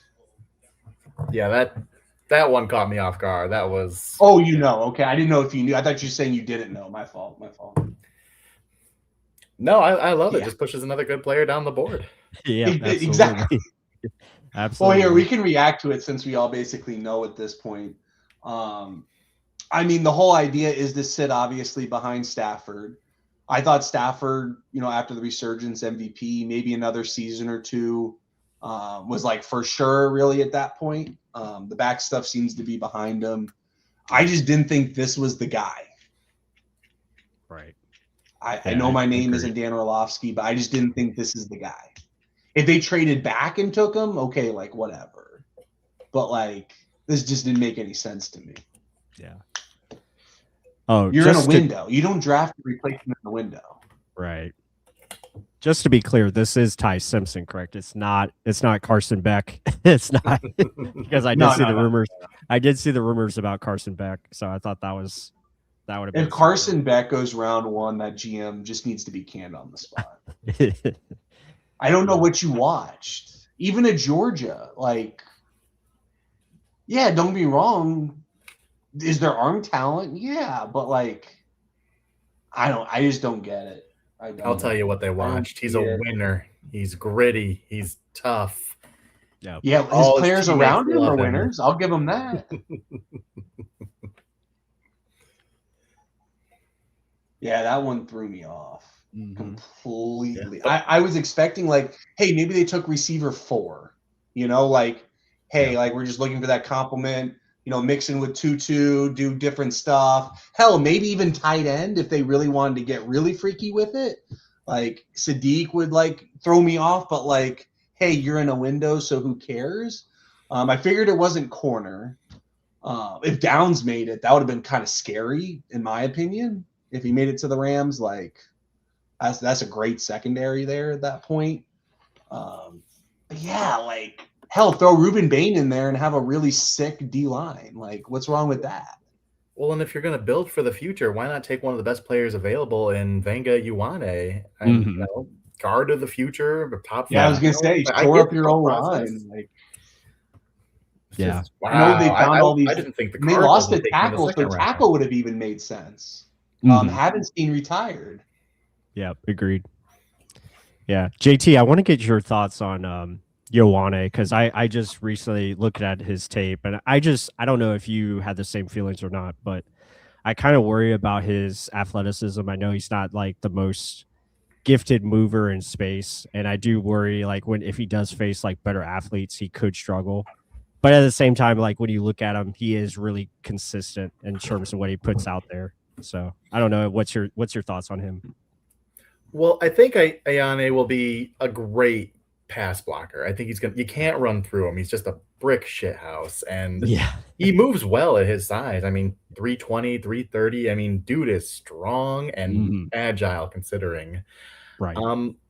I don't love him on the move. I think if you're running a lot of outside zone stuff, I don't think it's like necessarily an athletic issue. I think it's a coordination issue. Like sometimes I feel like he struggles to walk and chew bubble gum at the same time. Like he's trying to engage someone, and you know, he starts moving to the left. He's like, "Where am I going? What's happening?" And you know, it doesn't look great all the time. But between his pass block and his duo stuff, you know, in a power scheme, he's going to be awesome. And if he can really put it all together, I think he's the highest ceiling offensive lineman in the draft. I just don't necessarily love his fit with the Bucs necessarily, with Zach Robinson being more of an outside zone guy. Agreed. Yeah. Do you think I know this is more like a tomorrow question, but do you think they take any interior offensive lineman early? I guess it really depends, like if, you know, Basantes or maybe, you know, Pregnon, maybe one of those guys fall. Maybe it's me. I think Bredesen did all right last year. Who are you talking about, Ken? I was just saying, like, for me, like, I thought Bredesen did fine last. Like, I think he played better last year than he did the year before. I agree. So I don't know if I'm really wanting to go get the next guy yet. Right.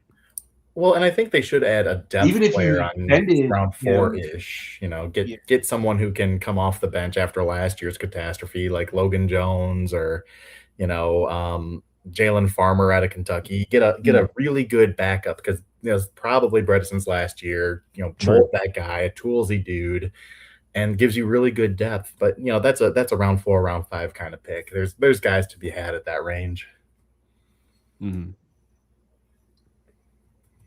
Yeah, good comment here by Keith White. Am I the only one happy on with the clock, by the way? Oh, real awesome. life. Bane at 15 or keep trading back. There's 3 really good pass rushers. Yeah, I would be okay with Ruben Bane. I think, again, he's a heck of a talent. As long as the character and the issues that he had with the driving stuff is cleared by the team, I'm all for it. I think he can definitely fit the motto of what they're trying to build this year with getting more violent. They talked about getting more violent players in their little promo. So, I mean, he would make a lot of sense there. But I'm also intrigued trading down, just using him as a, let someone other team draft him, trade up for him, maybe. Plus, your guy went at 14. That's all I'll say. He's one of your guys. One of my guys? Yeah. Oh, was it Cash? You said his name in the past 10 minutes. I'll just say that. Cassius Howell? You said it multiple times. Oh, no, not Jacob Rodriguez. No. Is it Venga? That would make sense for the Ravens. They just lost a first-round interior guy. I don't know his first name off the top of my head. I know his last name because I can't pronounce it. Oh, is it Ahinakor? No. Penn State. Oh, then it's Owane.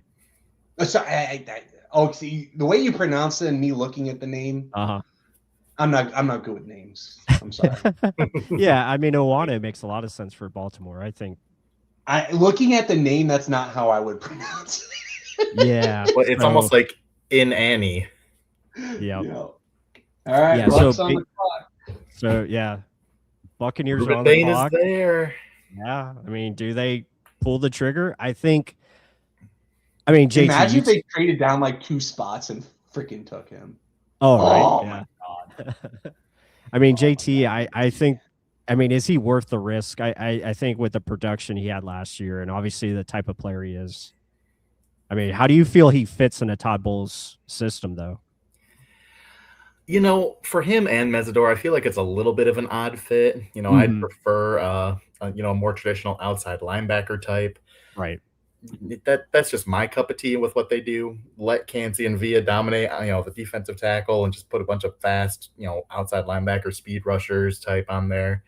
But if Ruben Bane is just a talent and you adjust your defense to what he can do, I don't care about the short arms. I really don't. And, we've seen him dominate college football, power, bend. The football character seems extremely high. Yeah.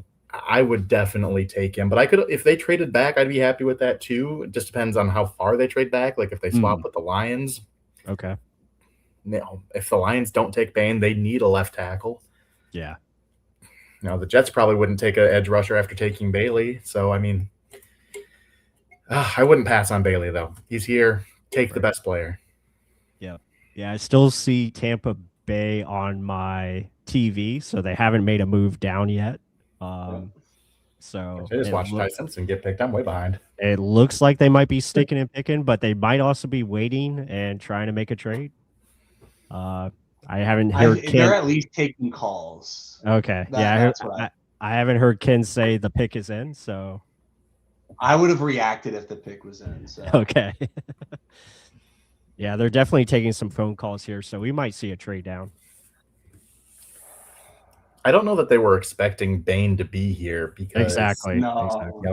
They wanted to trade back to get more assets and maximize their value. But if a top 5 player falls to you, that's more than maximizing your value at 15. Yeah, for sure. For sure. I just let us know how you guys feel in the chat. Who do you guys want? Do you guys want Ruben Bane? How do you feel if they don't take Ruben Bane? How is that going to make you feel? I'd love to hear your guys' thoughts. I know there's a lot of comments in regards to Kenyon Sadiq. I know there's some people are mentioning Ruben Bane as well. So it's like the Utah Mammoth goalie. Vega veggie. The only thing I know about the Utah Mammoth is they've got a sweet Zamboni. I was surprised to see that they were in the playoffs this year. I didn't expect them to make it that soon, but more power to them. Oh, can't relate. My life sucks. That's right. You are a Red Wings fan. Did they just missed out, right? Where they just missed out. Yeah, every year you can put money on it. They will collapse in March.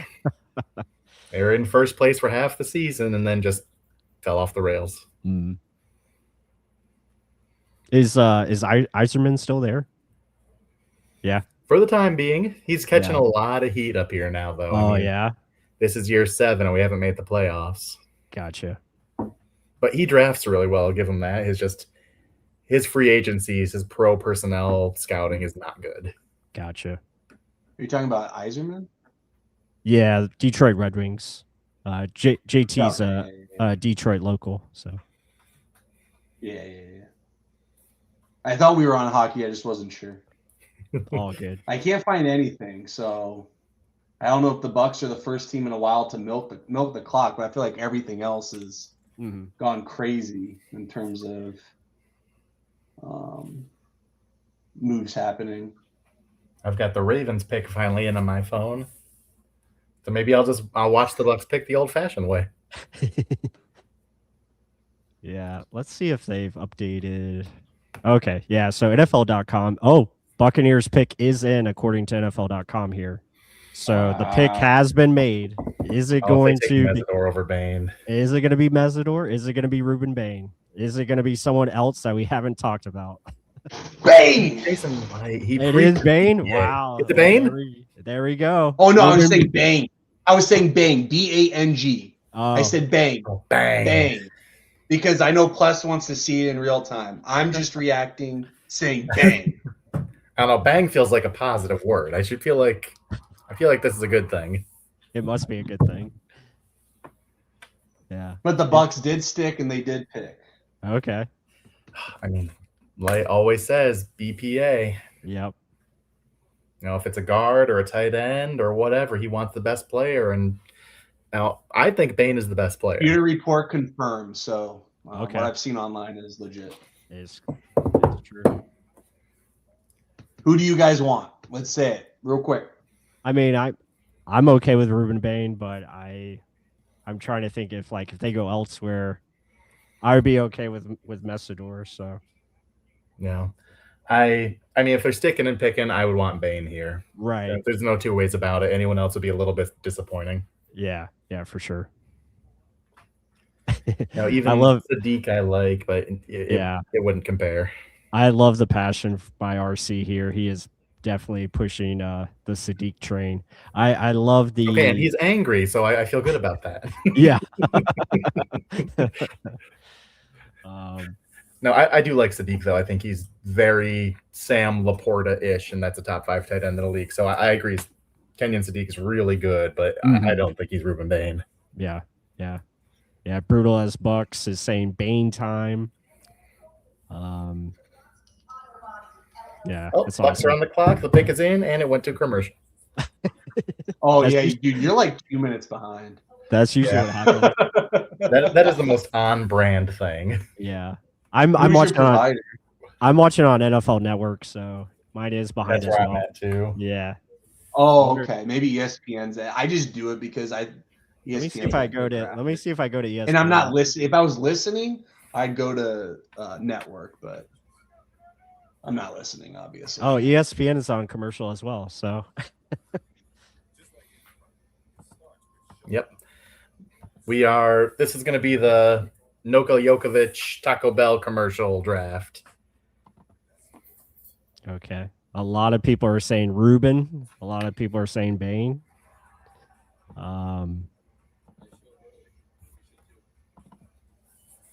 Bingo. You want to know something? I think I just got deleted from our own chat. Oh, did you get chat that I created? You got deleted from the chat? Wait, did you really? So. Let me see if I can. It's not on my computer, but it's on my phone. I swear to God, it doesn't show up on my computer. Yeah. Okay. That's commercial. So got news. Evan Winter won't be able to join us tonight. All good, Evan. If you're watching or listening, maybe you can jump on with us tomorrow night if you have more time. But we appreciate the heck out of you. And hopefully we Holy get. shit! Hopefully we get. I'm so happy. Oh, I did not really think good. this was gonna happen. I don't think anybody thought this was gonna happen. I mean, And this guy. what was too tells much of a me pipe about dream for me to believe. is I know everything got brought up about the character aspects of this pick. Right. The Just biggest hire him thing a we know driver. about life, if there was an actual issue where there was an issue with Bane's character, we knew he was going to be off the board. Exactly. This tells me, this tells me Light was comfortable enough, which we know he's putting the Buccaneer man thing first. Yep. And I don't know if I read it in that report or I'd heard it secondhand, but my understanding with that driving issue is that the girl who passed away, she wasn't wearing a seatbelt. Correct. And, you know, and he got obviously a the result for, is tragic. like negligent driving or something. But it was the reason why something happened was because the lack of a seatbelt being worn. Yeah. And the family didn't press which isn't the Ruben Bane fault, but yeah. I mean, we really don't know the details, but it doesn't seem like he was drag racing or drunk or anything crazy like that. He was in a car crash, and could he have been more safe? Maybe he was checking a text. I don't know. Right. Yeah, exactly. But, I mean, he's a 20-year-old kid. That doesn't define him as a person. I have to shout out this comment. I love this by Burles Bucks. Rams took Simpsons. What idiots. I agree. I feel like I'm higher on Simpson but most, but 13 is wild. That is wild, right? But yeah, Ruben Bane, it's the one player I didn't think I had to do a film analysis on because I didn't expect him at all to be here. But this is awesome. It's history kind of repeating itself. Another Miami Hurricane falling to the Bucs pick. And we just hope pick was that? Was he like 13, 14, 15? He was 12. Like 12 like 9. Yeah, 12th overall. He was supposed to go top 5, ends up falling all the way to 12. The Bucs actually traded down from 7 to get him at 12. And now the Bucs didn't have to make any moves. They just got him at 15. All right, just get me Jacob Rodriguez now. Oh, we're sold. Yeah, we're set. And I mean, just trade the 4th, move up, whatever. Right. Like, yeah, I'm hell, if you got to throw in a future one to go up a little bit more, great. Get that mic. And I'm not saying, and you both know how I feel about Bulls. Mm-hmm. I think there's at least enough to compete. Yeah, this team isn't going to win 13 games. But there's enough here to the podium and at least win 10 or 11. Yep. The selection. Here we go. With the 15th pick in the 2026 NFL Draft, the Tampa Bay Buccaneers select Ruben Bane. There it is. Let's go. Let's go. New Tampa Bay Buccaneer, Ruben Bane Jr. out of Miami. Heck of a pick. I like his outfit, man. This guy, you can tell he means business right now. He's not crying. He's got a mean mug on. He's doing his best Sap impression. I love it. Yeah. He's ready to go. Yeah. Look at this guy. Did you? Oh, the ESPN's graphic, shortest arm length by a first-round edge rusher since 2003. Yeah. So here he is on the screen. Stands at 6'2". 263 pounds. That's right in range with what the Bucs like at their edge position. Again, little on the smaller side, sub 31-inch arm length. Good enough size hands at 9 inches, but the guy is producing. He is compared to Brandon Graham, who was drafted a little bit later, but he plays with that physical play style. Can definitely do some versatile things as far as getting after the quarterback, not only on the outside, but he can rush from the inside, which I think is a bonus to have because it also gives you maybe a little insurance in terms of Kalijah Kancey. If he does, gets injured at some point, you have someone that can rush from that inside position and provide some juice. So I love this. I think the attitude that he's going to bring is great. And obviously the leadership, and we'll see how he fits in with this team. But heck of a value pick there, and I think you had to do it, because him falling this far, it just made too much sense. Yeah, and here's my thing about the arm length, like, because they say no one with 30, sub 31-inch arms has had double-digit sacks, Right. But how many guys who are like that have been as good as Ruben Bane, who have the bend, who have the power, who have the coaching? Like, everything about Ruben Bane is fantastic. Like, you can't show me a 31-inch arm prospect who's been better than Ruben Bane. Like, this is the guy. Yeah. Well, and he's going to help Yaya too. I mean, Reddick didn't really help us much from a pass. I mean, I thought he did great in coverage in the Bulls scheme, but this is going to help. Like, it's going to help Vita. It's going to help Cansey. It's going to help Yaya. Like, heck, even if those players give him the one-on-one, even Bane having the shorter arms, he's got the motor, he's got the bend. Like, he checks off all those other boxes. So we'll see. I mean, really from this, again, we're not saying he's going to be a 15, 20 sack guy. Like, that's not what we're saying here. We're saying, but let's say he comes in. I think we'd all agree if he had 7 sacks in his rookie year or helps Yaya get to 10, we call this a successful pick. Yeah, man. Like, I think this is awesome. I think he's motivated. Has the swagger. Yeah, exactly. Like, he's got that attitude that we kind of need. Like, I love it. I love it. Just based on what he's freaking Ashawn Robinson, baby. Yeah. Just based on what he said there. I mean, he's. Oh, I didn't hear him. What did he say? Yeah, he was just talking about, like, he's ready to do whatever it takes. Hell yeah. And he seemed pretty upset that he fell to where he did. So there's going to be a chip on his shoulder. So that's for sure. We got Josh Capo. How are we doing, my man? What do we think of Ruben Bane? Oh, here it is. Man, the myth. Hey, I think the Bucs must be ecstatic. I don't think they ever imagined that Bane would slip this far. Right. Agreed. Effectively, they got the third edge off the board when it came down to it, with Arvell Reese being announced as an edge for the Jets. And I know they love the tape, right?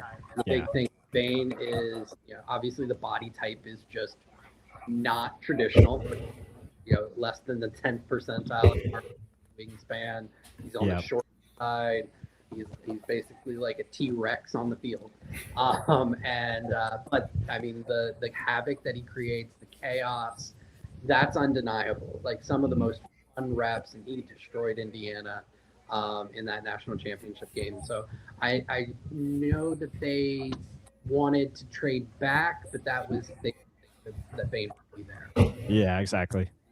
I'm sure we're more than happy to stick and pick and take somebody who I think they believe is a top 10 player in this. Yeah, agreed. Josh, how are you doing, my man? It's good to see you. I know you're got a little getaway you're at now. How is everything going there with the family? And I hope you're having a great time. Oh, we are. We're down in Bradenton. Nice. Near Bradenton Beach. We went out to Fort DeSoto today. Took the dog for his first trip to the beach. So no, we had a great time. We're enjoying it here in Tampa, and then tomorrow and Saturday I'll actually be on the Pewter Report live streams. Awesome. So heck yeah! Had a phenomenal getaway. We really enjoyed it. Had some family out for some steaks and twice baked potatoes tonight. Really nice meal heading into the draft. And a good one. JT, I think this is the first time you and I on a stream together. Is this the first time you've seen my face? Not seen your face. I've seen your face before. Seen your face live, JT. Correct. With real words, not typed words. Oh, man. Happy with this, JT? What's that? Are you happy with this pick? Oh, I'm ecstatic with this pick. Ruben Bane's the third player on my board, and I just think he's fantastic. And while we were talking, Kenyon Sadiq to the Jets at 16. Okay. Well, I know our in the chat is going to be happy about that one. RC was hyping up Sadiq, so that's his AFC team now. Need to drop off. I've got to go do some work. No worries, Josh Capo. We appreciate you, my man. Take care. Enjoy. Good to see you. Oh, very surprised. I mean, position, JT, not super surprised by the Lions pick. Is it Messador? Surprised by the Lions pick. Did they go Messador? They did not. Oh, okay. That was my dark horse pick for them. I think it makes sense. Yeah. But is it offensive line? It is offensive line. I'll leave it at that. Okay. I mean, Freeling makes the most sense, but yeah, I projected Freeling to them. It's not Basantos or I will not say it's Freeland. I'm not saying anything else other than it's not Freeland. Okay. Just saying that. I'm only saying that because both of you seemed like your number one. It's not him. It's got to be it's so screwed. It's got to be the kid from Arizona State then, maybe. Or maybe it's Blake Miller out of Clemson. It's the only thing I can think of. I doubt it would be Rutledge this early. I don't think they need an interior offensive lineman. It's going to be Emmanuel Pregnon. I'm not saying it. That is such a Brad Holmes pick. Oh, there you go. Yeah. Someone who's going to body people in the running game, give an attitude and identity. True. Brad Holmes doesn't care about age or injury or anything like that. He's just going to do whatever he wants to do. Mm-hmm. Oh, man. The city of Detroit is going to bum rush the field.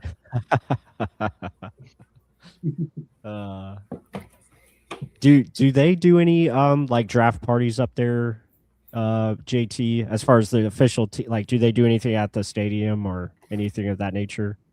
Oh, I'd be shocked if they didn't. Okay. I mean, I've never really followed that closely being a Bucs fan. Right. But Detroit is like fanatical about football. I mean, right. We're hockey town, love the Tigers and the Pistons and all that, but this is a football town. Mm-hmm. Yeah, I really enjoyed it when I got up there. Not last year, but I think it was the year before. I went to see the Bucs and Lions, and that was just a great atmosphere to be in, and really enjoyed the stadium. I thought I really enjoyed like just the whole downtown area. I like how it's all set up. It's very, you have everything right there, so it's easy access. You can walk to a lot of areas, which I find, good. So yeah, I definitely, if I go back, I know now to park at the casinos. I know that's the trick. I missed that the last time I was there. Me and my good friend Jay Edward, we should have parked at the casino, but it was still a great time. Yeah, the city's made a ton of growth over the last 10 years or so. It has become a really nice walking around area, that downtown space. Mm-hmm. Yeah, Buccaneers podcast is saying the interview was very sap vibes, which is great to hear. So hopefully he becomes close to that. Anywhere close to that would be awesome to see. You don't even need a gold jacket. Just be good. You're wearing a jersey. If he's that guy, I'm happy. Right. Yeah, heck of a pick. I was like thinking there's a chance he could have fallen to 15, but I was also like questioning, will the Bucs take him if he's there? That's the thing, like, because all of that reporting and went down with the accidents or whatnot. Yeah, I agree with you, John V. I didn't think he was going to be there either. I think all of us didn't expect it. I thought his floor was pick 9 if Kansas City stayed where they were, but yeah, to get him is very awesome. Vikings, SEC school. That's all I'll say. That's my only clue. SEC. Yeah. I give the Vikings? Oh, probably not someone from the SEC. I'll give him someone from the ACC. That mock is totally messed up. Yeah. I got the Lions Defensive coming up on the film beam right here. Yeah. I did not see this pick coming from the Vikings. That's my only thing. Yeah, I'll read this tweet here by James Palmer. I think this is how all Tampa fans felt. All of us are feeling this right now. Bucs never thought he would be there, and they actually were hoping for Messador, which is interesting, and they got his teammate, Ruben Bane. So what I'm hearing is John Ledyard leaves Peter Report, starts his own little thing, hooks up with Ollie Connolly, all in this grand master plan. for Ollie Connolly to tweet out this article right 3 weeks before the draft for him to fall to the Bucs. I think it's John Ledger. But that's a heck of a conspiracy. That's a heck of a conspiracy, though. Yeah, I'm on board with it. yeah. Okay, Blake Miller. Blake Miller for the line. There you go. Yeah, I could Very see Blake. safe pick. Yeah. Penny Sewell moving to the left side. You think I'm that not against confirms it. Yeah. Yeah, Campbell said he wants Sewell to move to the left. I wouldn't mess with the good thing personally, like just leave him where he's at. But Blake I Miller's said a it right about tackle. work on this podcast. I said it with Gene when I was on with him all the damn time. I was like, don't do it with Wirfs. Don't do it. Just don't do it. But, hey, man, that talent, we'll see if he transitions well. You know, only one player's ever been all-pro on right and left. We'll see if Sewell can follow suit. You know? And if it can't, that pretty much kills the debate. Wirfs is superior.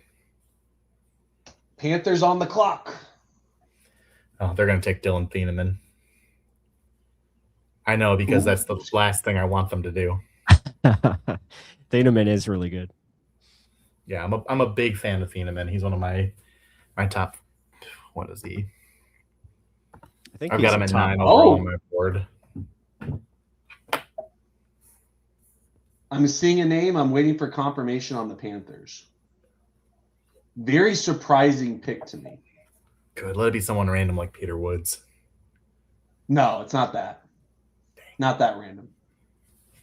I didn't expect O-line to be what they would target. I've heard that Ike Ekwonu has really kind of been a disappointment in Carolina. He has been. I'm curious if they try to move him to left guard. You guys have mentioned the tackle. Oh, that the Caleb Panthers- Banks. Wow. They took Caleb Banks. That's Oh, why I was like telling he you, did. plus like That- SEC defense, baby. That's surprising. The medicals must have checked out. He's a big time talent. He is talented. Oh yeah. He is talented. He was on the ground a little bit too much for me, but he is talented. RC, appreciate you, man. If you can double my subscribers, we'll definitely take it. Hit that like button, hit the subscribe, and be sure to check out our Substack as well. That we're putting a lot of content out for. But I believe Yeah. the Eagles moved up to a 20. lot of crazy picks so far. So Or the wait, Eagles, were they already at? Yeah, they moved up to 20. They traded with the Cowboys. at 20. Eagles and They- Cowboys traded. Wouldn't Again? they? they're doing it again. And They last had time, to get ahead of Pittsburgh though. Pittsburgh's looking OT too, I think. right? All right. Is it okay, plus, if I say who the Panthers got so that way we can just start rattling off what we think about it? Yeah, for sure. They went Georgia offensive tackle Monroe Freeling. Okay. Yeah, Okay. right tackle. Potential that for tells left me- tackle.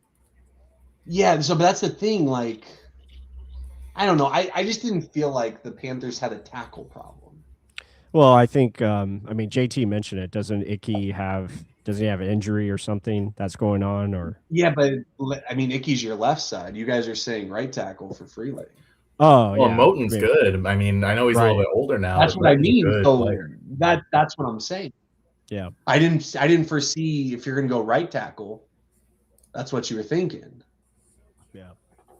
Yeah, intriguing. I mean, maybe think, they see guard, or I don't Nah. know. I think he's too tall to be. I a haven't guard. watched Freeling. I'm going to be Oh yeah, honest. here. Freeling I didn't won't be a watch- guard. He's not fluid like that. Mhm. Yeah, I think he has upside to play left tackle if you wanted to put him over there. I think, right tackle might be the best way to start him off. Just get him that experience because he needs snaps, he needs reps. Because he has limited time. I would say Ari Mirov is tweeting that basically they view him as a franchise left tackle. Okay. Is what he said.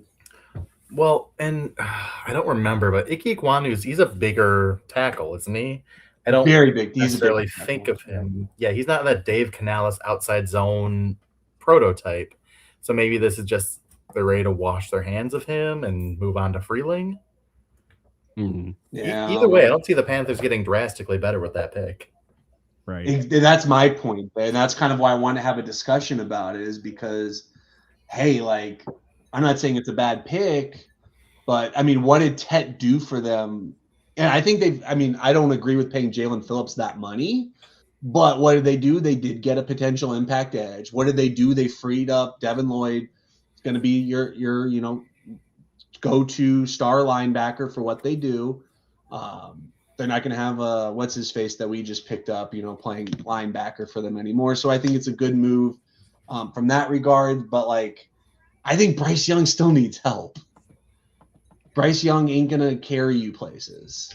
That's my opinion. Mm-hmm. Yeah, I thought for sure it'd either be Thiedemann as another investment in the defense or Kenyon Sadiq, who's off the board at this point. Yeah. Exactly. I thought Sadiq was going to be the pick. It was my personal opinion. For Carolina? Yeah. Yeah. Yeah, I mean, can never go wrong with offensive line. I think we'll see. I mean, if he's going to be starting right away, that'll be intriguing. Hopefully, Ruben Bane can teach him some lessons. So that'll be good. I'm kind of just like in, I don't know what state to be in right now with the Ruben Bane selection, because I'm just kind of in shock. Like, I didn't expect him to be there. But we will gladly take it. Rappaport tweeted Eagles traded number 20 and get number 20 and a 7th. Cowboys got 23, 114, and 137. So 2 4th-rounders. Yeah, 2 4s. Yeah. Not terrible. Now that's win-win. Yeah, I agree. Eagles get their guy. Cowboys get a couple of mid-round picks and a deep draft. Mm-hmm. Light, according to this is a Pewter Report tweet. Light says that they've been doing work on Ruben Bane for a long time. They have known about the tragic accident before any news was reported. He said that Bane is a good person who is involved in someone no one ever wants to be involved in. So okay. I imagine Bane will be asked about it. Probably will be pretty mum about it, but I think it was good that Light kind of addressed it. Mm-hmm. Yeah, that's smart. Well, he said Bane opens things up for the rest of the defensive line and pairs well with Yaya Diaby. They now, and Light's quote, have an arsenal of pass rushers. Okay. Well, hopefully it works out. Stay healthy. Get after the quarterback. Need Kalijah Cassidy to stay healthy still, too, because he unlocks everything. That guy's probably the most talented player we have, but he's just got to be on the field. Yeah, Cansey, Bane, Villa, and Yaya, that's a good line. It is. Oh, I think A.J. Brown is going to be out of Philadelphia.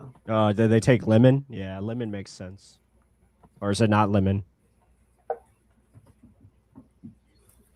I mean, to me, he's the only logical receiver. Yeah. I mean, yeah.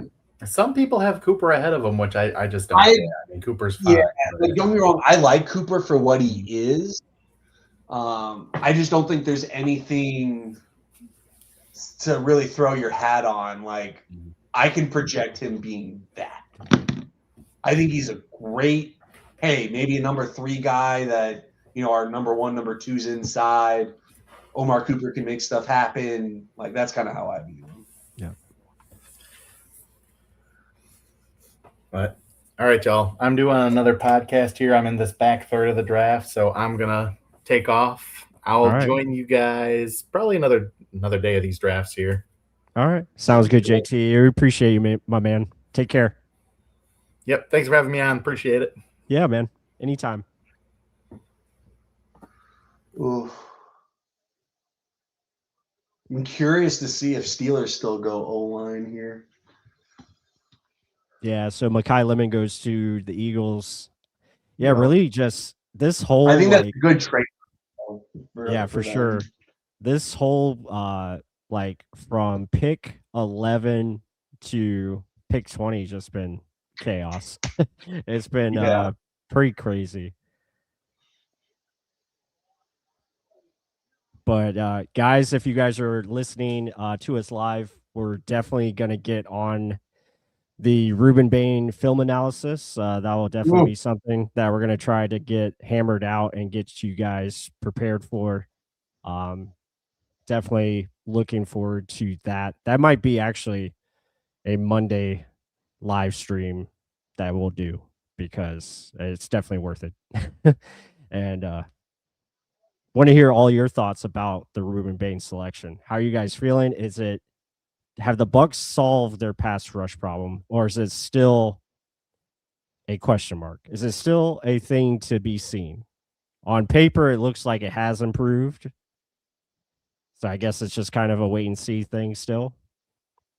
But the upside is definitely there, I think.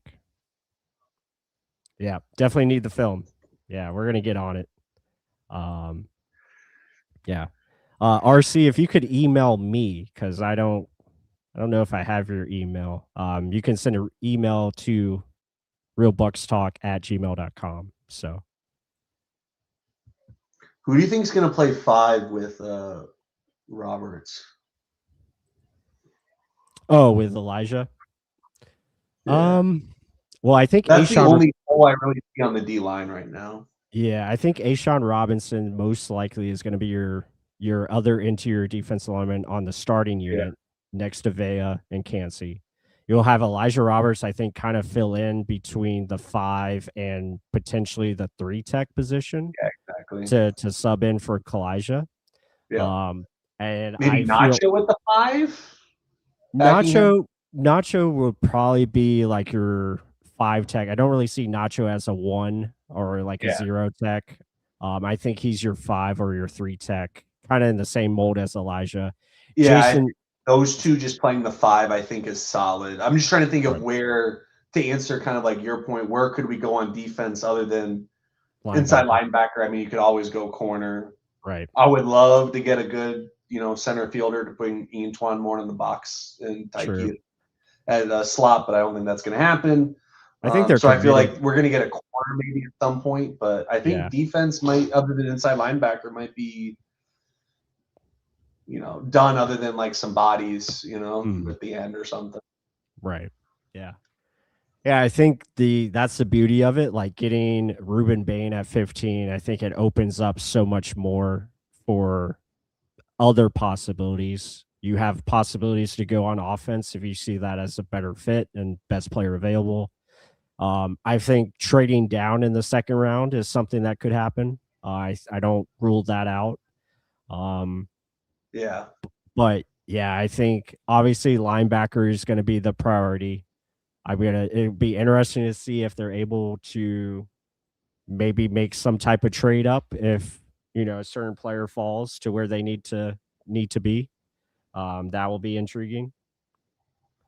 Jacob Rodriguez. Right. Yeah, for sure. I'm saying I don't know where your 4th can get you. Mm-hmm. If you even sniff another team who wants an inside linebacker or is targeting him, like see where that extra 4th can get you. Right. Yeah, I'll pull up the picks in the second round right now, but I'm telling you, there's some teams that are like in the low 40s right in front of us that are most likely looking at linebacker. And I'll bring this up right now. Let me see if I can remove that. There we go. So here's like the second round picks. When you look at teams like, let's see here, like the Bengals really stand out at pick 41. Yeah. They're a possibility. I think the Chiefs might be looking to maybe trade down again or trade down in general because they traded up. So maybe they're looking for more picks. So I look at them. Really, it's not many, actually. I mean, could some of these teams use other linebackers? Maybe the Giants at 37. Or like the Dolphins go like BPA or something. Right. Yeah, really, it's really the teams after the Bucs that need linebackers. Exactly. Because that's why I'm like, if you identify anyone wants to sniff, I think you're in the advantage. Right, exactly. Yep, agreed. Yeah, really, once you get into the teams after the Bucs, that's where a linebacker run could happen. Yeah, I'm not one to be like, yeah, just trade up for a specific player. Mm-hmm. I think if you can come out of this draft with an inside linebacker and edge starters you're that are going to golden. be impactful, and I trust Light to, use your 3, your 5, your 6, like, great. Like, I think we'll get probably 1 or 2 decent players there. I didn't see a like Messador. I still think is a projection, even given his age, and I know people like R. Mason Thomas. Like there are some projects there. I just didn't think you were going to get the edge rusher that could actually probably make an impact in year 1, year 2. Mm-hmm. That's just what threw me off. Yeah, agreed. And I think that changes your draft strategy a little bit. It does.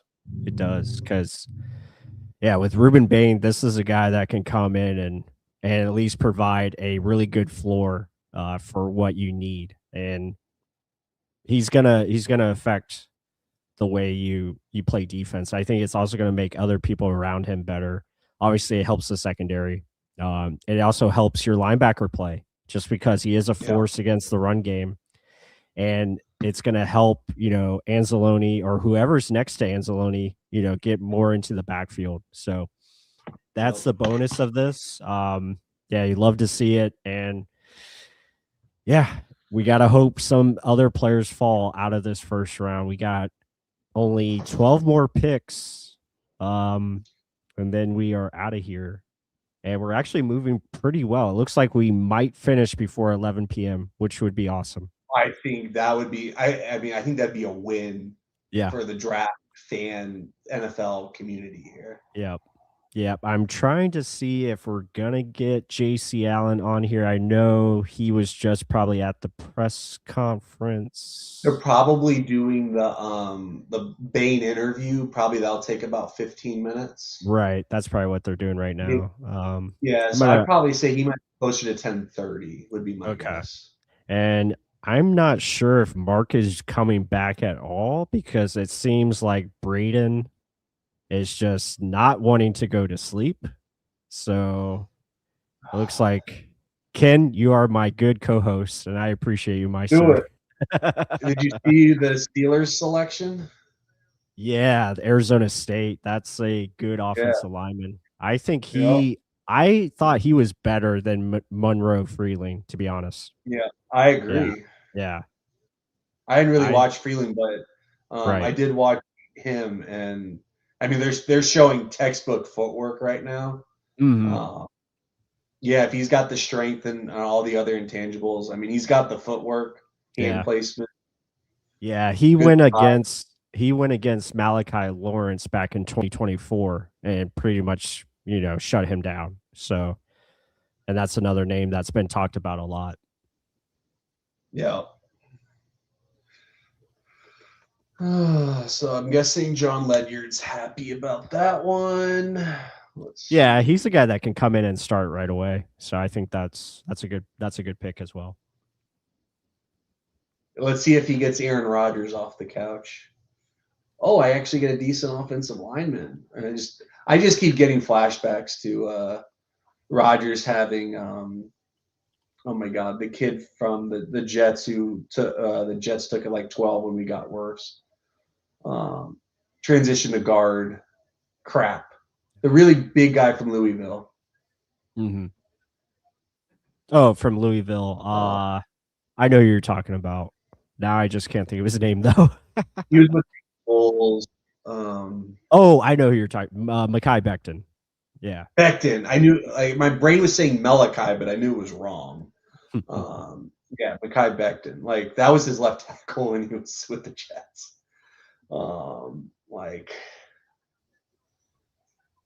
Chargers pick is in. I'm assuming Dallas will stay at 23 after trading down. So yeah. I don't think we'll see a third quarterback. If we do, I will. Carson Beck gets in there. Dude, if Beck actually is a first round pick, I don't even know if it'll probably be my first negative reaction on this show. What is wrong with people? In terms of Carson Beck? Yeah, like how can you look at that and be like, yeah, that's what I want? And heck, not even just on the field, but off the field too. I mean, this guy seems to be all over the place off the field. So yeah. I love the reaction so far to the Buccaneers pick. Keep them coming. We love to hear from you. Again, be sure to hit that like button.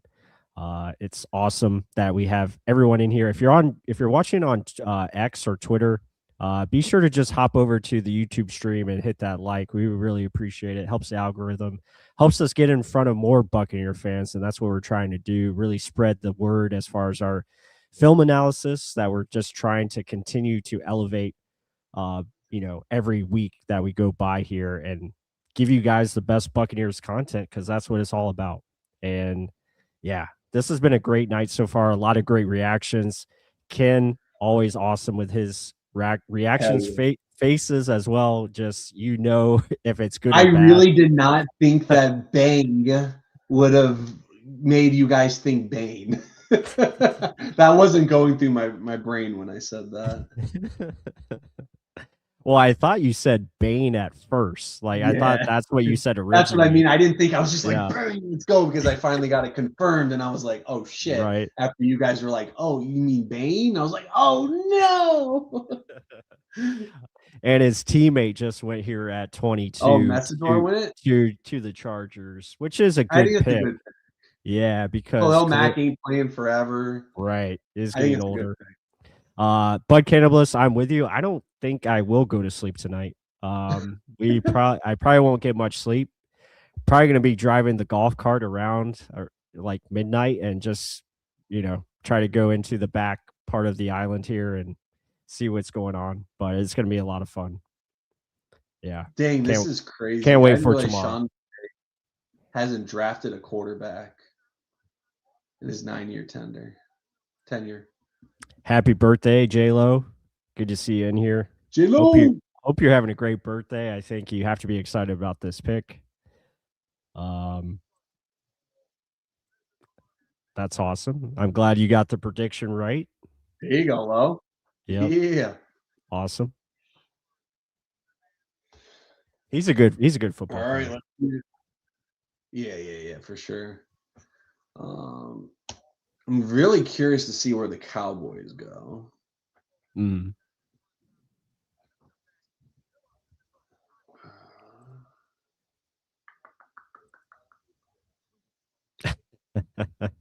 I just saw our chat here on Twitter. Yeah, I laughed at that like a few minutes ago.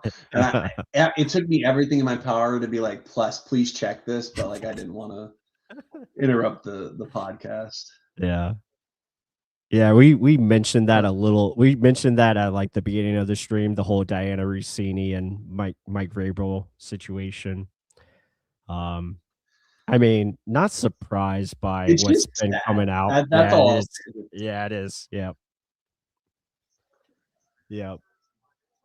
Yeah, it's gonna be. I feel bad for like the Patriots like players and stuff. Like, how do you? Because that's gonna keep popping up. Like, it's gonna be a distraction. Yeah. Because people are just gonna continue to ask about it. So. But yeah, shout out J-Lo. Yeah, we love you too, man. Appreciate all the support you guys. You yourself, Ken as well. I mean, yeah, it's awesome. You know who we're missing? We're missing Gene. That's who we need in here. Gene's been falling off the map every now and then. Yeah. Hope you're well, Gene. Hope you're listening somewhere, sipping a Mai Tai or whatever you drink. He's living life. He's living life. He retired from the good old Buck What You Heard days. Yeah. I owe a lot to Gene. Gene was the reason we started getting into podcasting. We were at first just audio only, and then we finally made the transition to YouTube back in 2020. And it's been awesome because we get to interact with just great people throughout, not only the guests that we have on, like yourself, Ken, but also just everyone here in the chat and a lot of regulars that have been here since day one. And you guys are awesome. So much shout out to you all. And this draft is moving along. We are almost concluded. The Cowboys traded up. Oh no, they didn't trade it up. They were at 23 beginning. Yeah. Okay, I thought you said 24 earlier, but that's the Browns. Yeah, they got Downs at 11, and now this. So they traded Parsons. Yeah, Downs is one part of that, and then this is the next year's first, the other part of Parsons. But okay, this is their pick, or no, excuse me. This is the pick that would be for Parsons. This is Green Bay's pick. Yeah. So we'll see who the first part of the Parsons deal is. I will say, though, John Harbaugh and Joe Shane both said that Reese will be playing both off-ball line, or be playing Will and Mike, I believe, from an off-ball linebacker perspective. Okay. Yeah. I think that makes the most sense. That's what he's best at currently. So let him just thrive in that position. And then if by some means it opens up down the road, you can put him at edge, but yeah, let's say something happens in that edge room, injuries, whatever, then you at least can. I mean, that's how Micah Parsons got to. People forget. Look at the first game of his rookie year. It was against Tom Brady playing off-ball linebacker. It looks like this is bad news, and this might be Jacob Rodriguez here to the Dallas Cowboys. No, yeah, it looks like they might have taken it. It could be Malachi Lawrence, but I think it is Jacob Rodriguez. Because Bud Cannabis is not happy. Lawrence. Oh, is it Malachi Lawrence? Okay, yeah. Bud did one. I'm waiting for a confirmed by a big person. But I'm seeing Malachi Lawrence. Yep, I just saw it here on NFL.com, so it is Malachi Lawrence. Bud did want Malachi Lawrence in the second round to double dip at edge. I would have loved it, but yeah, that wasn't going to happen.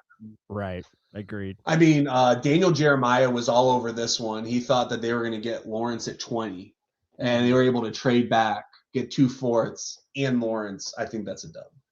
Yeah. Not Micah Parsons, but a dub.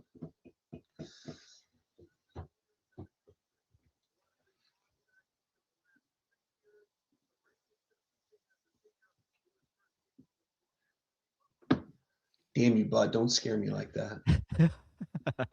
Cleveland Browns got Schlesinger, so I'm hoping they don't go freaking Jacob. I'm going to sweat Jacob Rodriguez for the next 20 picks. Browns. The next 12 hours, I'll be sweating Jacob Rodriguez. Browns have to go receiver here, I believe, but they could go. I say they go. This is the spot. Oh, corner. Yeah, they could go Jamon McCoy. I said quarter. I said quarter as a joke. I said quarterback as a joke. Oh, quarterback.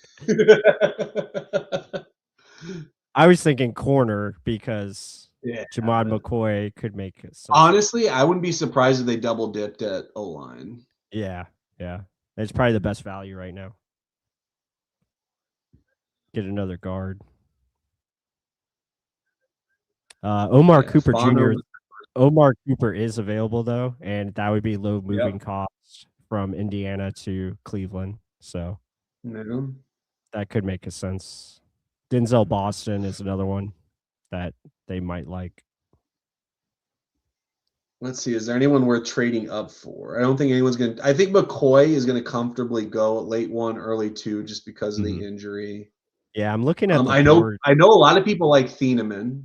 Yeah, Thieneman's good. That could be a potential trade up there. You still have Emmanuel McNeil-Warren, too, the safety out of Toledo. A lot of people liked him. Yeah, really the best players available on this board is you have Jamon McCoy, you got Keldrick Falk, Dylan Thieneman, Kevin Concepcion, Peter Woods, Caden McDonald, I think, could be in play at Chicago's pick.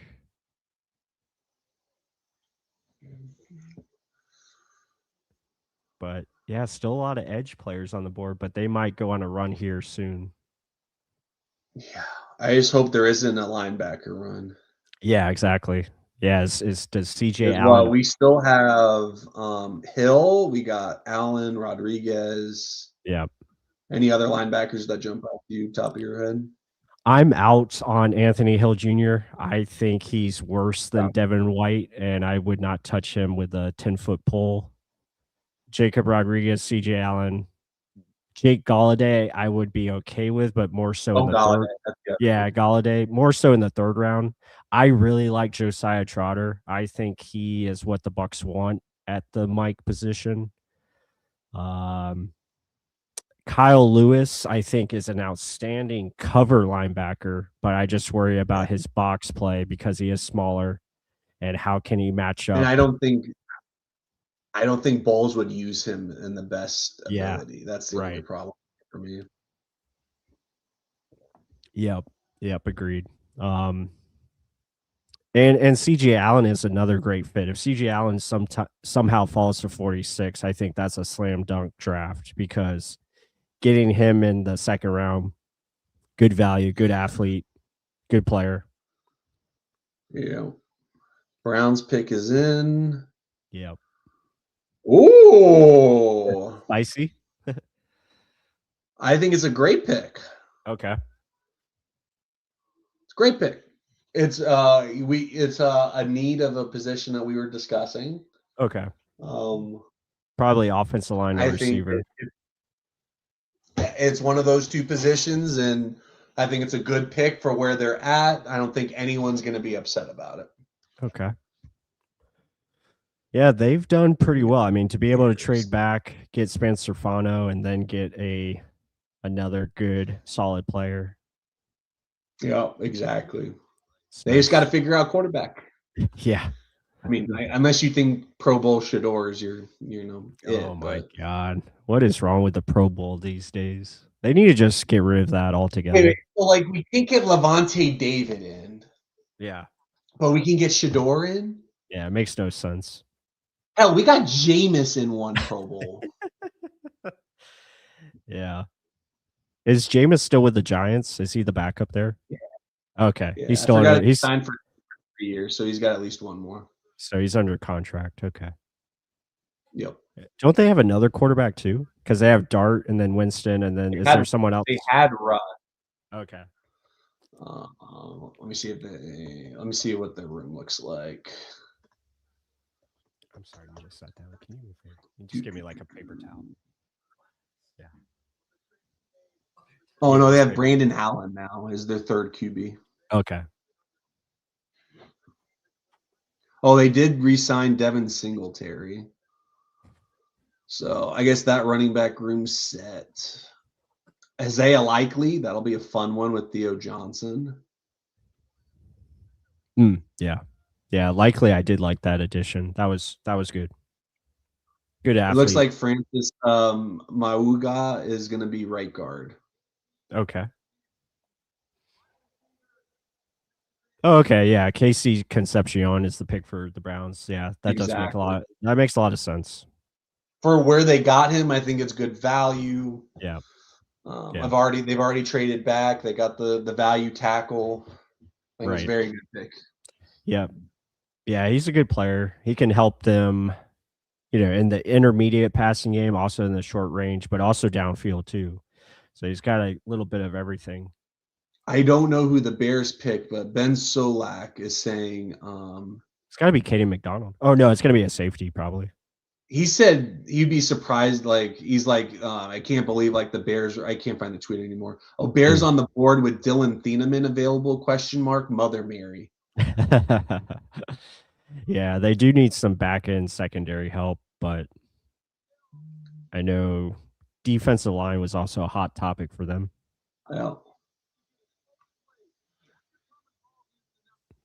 Yeah, casual viewer, I feel the same. I think we're all in shock. I'm going to say no to Hill Jr. in the second. I think I just said that. Rodriguez would obviously be awesome. I think there's a possibility CJ Allen does fall to 46, and it's with his leadership and what the Bucs are trying to build, he would make a lot of sense. And he's a really good blitzer. That would be a home run draft to get Bane and CJ Allen on this team. I know his 40 was going to be a question. What was his pro day, low 4.5 or something like that? Yeah, he did a 4.5. He's definitely fast enough. When I watched his tape, the speed, I think his change of direction, the overall, that was a little concerning, just his overall change of direction. But I think his intermediate short 10-yard speed was good enough where he can make impact sideline to sideline and be a factor in coverage where it's not a liability. I think there's still some room for him to grow there, but I think in terms of just being a Mike linebacker, he's probably the best fit for what they want. So, yep. And now it'll be interesting to see what type of run are we going to see, because there's still a lot of good edges. Yeah. There's still plenty of defensive tackles. I didn't expect Caleb Banks. I think that's like really surprising me.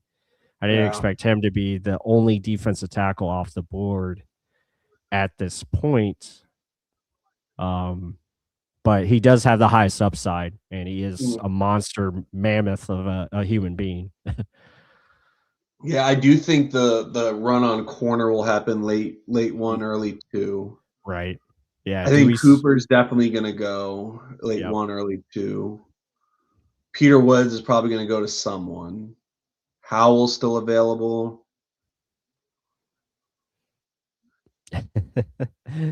I love it. Ken Smith, great comment. Yeah, we don't know how it happened. I think Jason Light definitely talked to a wizard and pulled some magic here.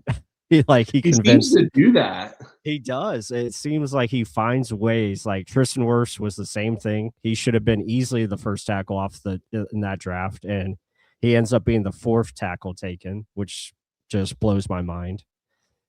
Yeah, it's just crazy. Love the Bears pick. Good pick. That's the thing. Back into first round picks, I know people, especially fans, get a little antsy because they see all the players they really wanted to go down there. I mean, there's a lot. This is a good draft to have some of these players fall. So I think the Bears are going to be happy. I mean, Bills, Niners, Texans, Chiefs, there's going to be some good players there. Dolphins still got another one at 30.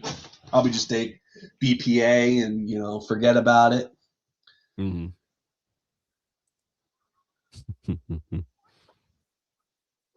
I feel like Patriots have to go online. Have to love seeing that. Tristan Wirfs is definitely endorsing it, so that's awesome. Hell yeah. Yeah. That is pretty Toughing cool. his butt up. Let's go. Yep. Very good. And that's also another great thing of having Tristan Wirfs and Luke Gedeke, because these guys are able to get better against each other, and he's going to help develop these guys, and yeah, it's going to be awesome.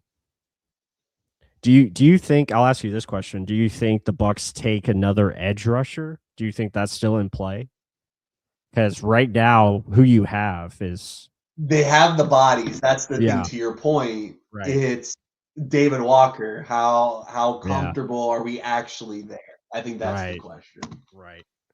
You have to think they feel pretty comfortable, though, because the way they hype that kid up, they believe he is top end talent. Him and JJ Roberts. Yeah. You would think Light was trying to say you got Yaya Diaby part 2 and a Tyke Smith just right there. The way that Light just talks about those. Yeah, gushing about him. But yeah, I'm with you. I think edge is pretty much set now, because now you have Bane, you have Yaya, you got David Walker. Yeah, if they traded back, I feel like, and took Messador, I do think with one of those extra picks, it would make sense just to kind of have some insurance at the position. Right. But with Bane, it's not like you're asking even David Walker to play a ton of snaps. Mm-hmm. We know Anthony Nelson will play some backup snaps and, have his ups and downs, but you know what you're getting from him. Yeah. I was going to say, that's the thing with Ruben Bane. That guy doesn't come off the field. He played pretty much every snap. Which is what we know Bowles loves, because Jason Pierre-Paul was not coming off the damn field when he should have. I know JTS had his low points here in Tampa, but there was a point where JTS should have been playing more. Yep. But I forgot which coach was, we paid the veteran type of deal, so they're not coming off the field. Mm-hmm. So we know that Light and Co. or Bulls and Co. don't love taking starters off the field. So Yep, for sure. Bears pick should be announced for you shortly. Yeah, I'm seeing it right now.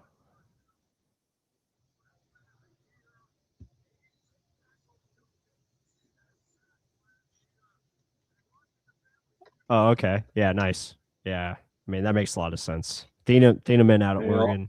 He's really good. He's a good football player. He'll help out Chicago. Yeah, no more Kevin Byard, so he can just slide right in. Yep.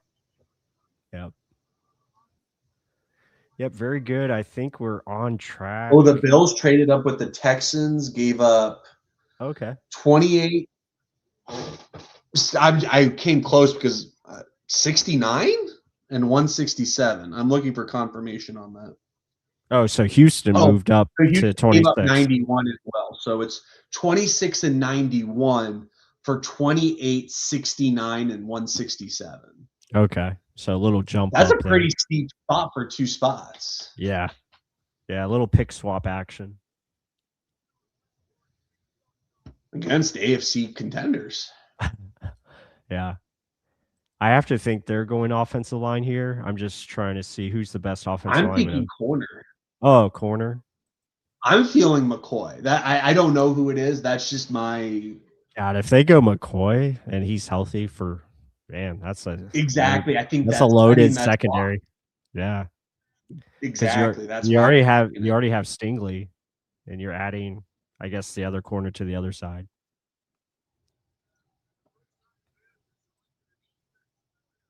Oh, you know who it could be though?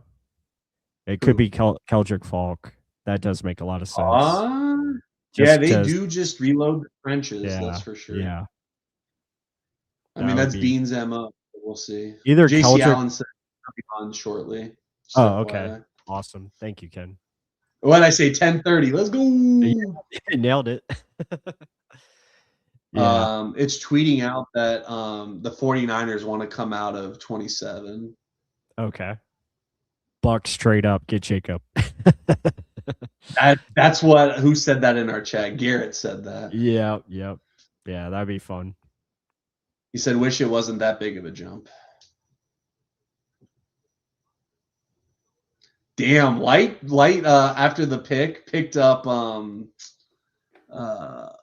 who did he pick up? He picked up, it's not Bulls, maybe it was, I don't know. He picked up someone. It was like carrying him. It was tweeted from the Bucs account. He literally just picked up someone in the draft room. Awesome. Yeah, Ken Smith saying, got to know what Mark's reaction to getting Bane was. Yeah, Mark was pretty excited about it. He didn't expect him to be available either. Unfortunately, Mark has just been busy with trying to get Braden to go to sleep. I don't expect Mark to be back on tonight.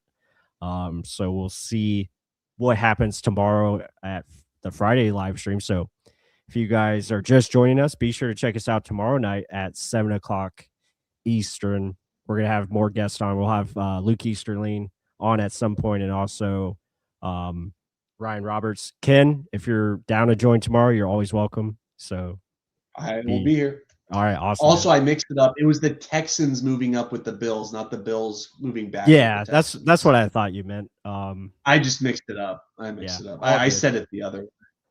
It's all good. It's all, it's the same as the Bane, Bang situation. Ooh, I'm curious your thoughts. I don't know if I've heard this name tonight. Sorry, JC. Hey! I didn't see you there. Like you're wrapping up the show. I'm backstage. What's going on, guys? Oh, good, man. We're on cloud 9, JC. We didn't expect this at all. So I don't think anyone expected it. Right. Yeah. You kind of look into the character things, and some of the intel I got was they did look into it, and there was a conversation definitely to be had. Looks like that conversation was had, and it looks like the Ruben Bane Jr.'s Tampa Bay Buccaneer. And yeah, I mean, you look at him; he's a top 10 talent. Some would have said he could have been top 5 talent, and he was mocked that way before Ollie Connolly helped out all of Bucs Nation. Hell yeah. I said the conspiracy on here, JC, was it's all John Ledyard. He left Pewter Report, goes and does his own thing, does the stuff with Ollie. Ollie tweets it out 3 weeks before. Yeah, I'm sure the Wriggler had something to do with it too. So, but no, I think like this is like a perfect scenario for you. You know, you're in a position where, you know, you hope you're not bad enough to get somebody in the top 10, and you certainly know you don't have the money to go out and buy someone at the position. So getting a top 10 talent, despite the limitation against the arm, he's not a super speed rusher, you know, and you know, he can lose some of his bend at the top of the arc, and there are some flaws in his game for sure. But there are also a lot of pros to his game and what he brings: violent hands, relentless motor, just knows how to win. And I think that's it's a win for the Buccaneers. And you look at what they have right now on the defensive line, and it looks pretty intimidating right now. Mm-hmm. Yeah, for sure. The Texans just went Keelan Rutledge, the guard out of Georgia Tech. And Miami has traded up to 27 here. So they are on the clock. But yeah, Ruben Bane, I think it's going to be fun to see how he fits in, how he goes about it. But JC, what's your takeaways from, you know, this draft so far? Any other like shockers to you in terms of what you a expect? lot? Yeah, right. Cardinal Tate at 4 right away. I mean, you knew Arizona could be dumb enough to take, you know, a running back, but you know, Cardinal Tate at 4 was something that I was not expecting. So right off the bat, and then you see some of the way the board fell, and you know, Sonny Styles and Avril Reese going. So yeah, there's a lot of things that we didn't know. But again, this was the whole theme of this, right? Positional value, Downs going. When he went, like, this is the whole theme of what we were talking about. It's a positional value in this draft. Is it going to hold against some of these players who are top of the value? It didn't against Love, but it did against some of these other players. And it was interesting to see how that all played out. We got tackles coming off the board now, trades happening up. Did we lose you? Not sure if it cut out. While it's cut out, Dolphins traded up for cornerback Chris Johnson from San Diego State. Okay, yeah, Chris Johnson, the corner. Yeah, that's a good one. So it looks like Jermod McCoy is falling because of the knee injury. Yep.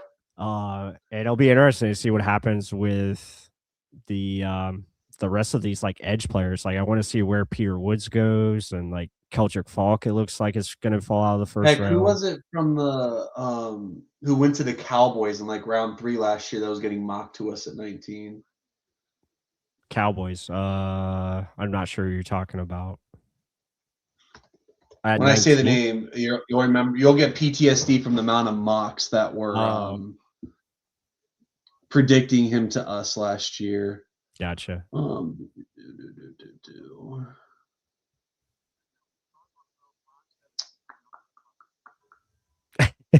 That is a good one. Donovan Ezeraku. Oh yeah, Ezeraku. Yeah, Ezeraku went in round 2. I mean, he went round 3 last year. He was round 2. So I'm curious.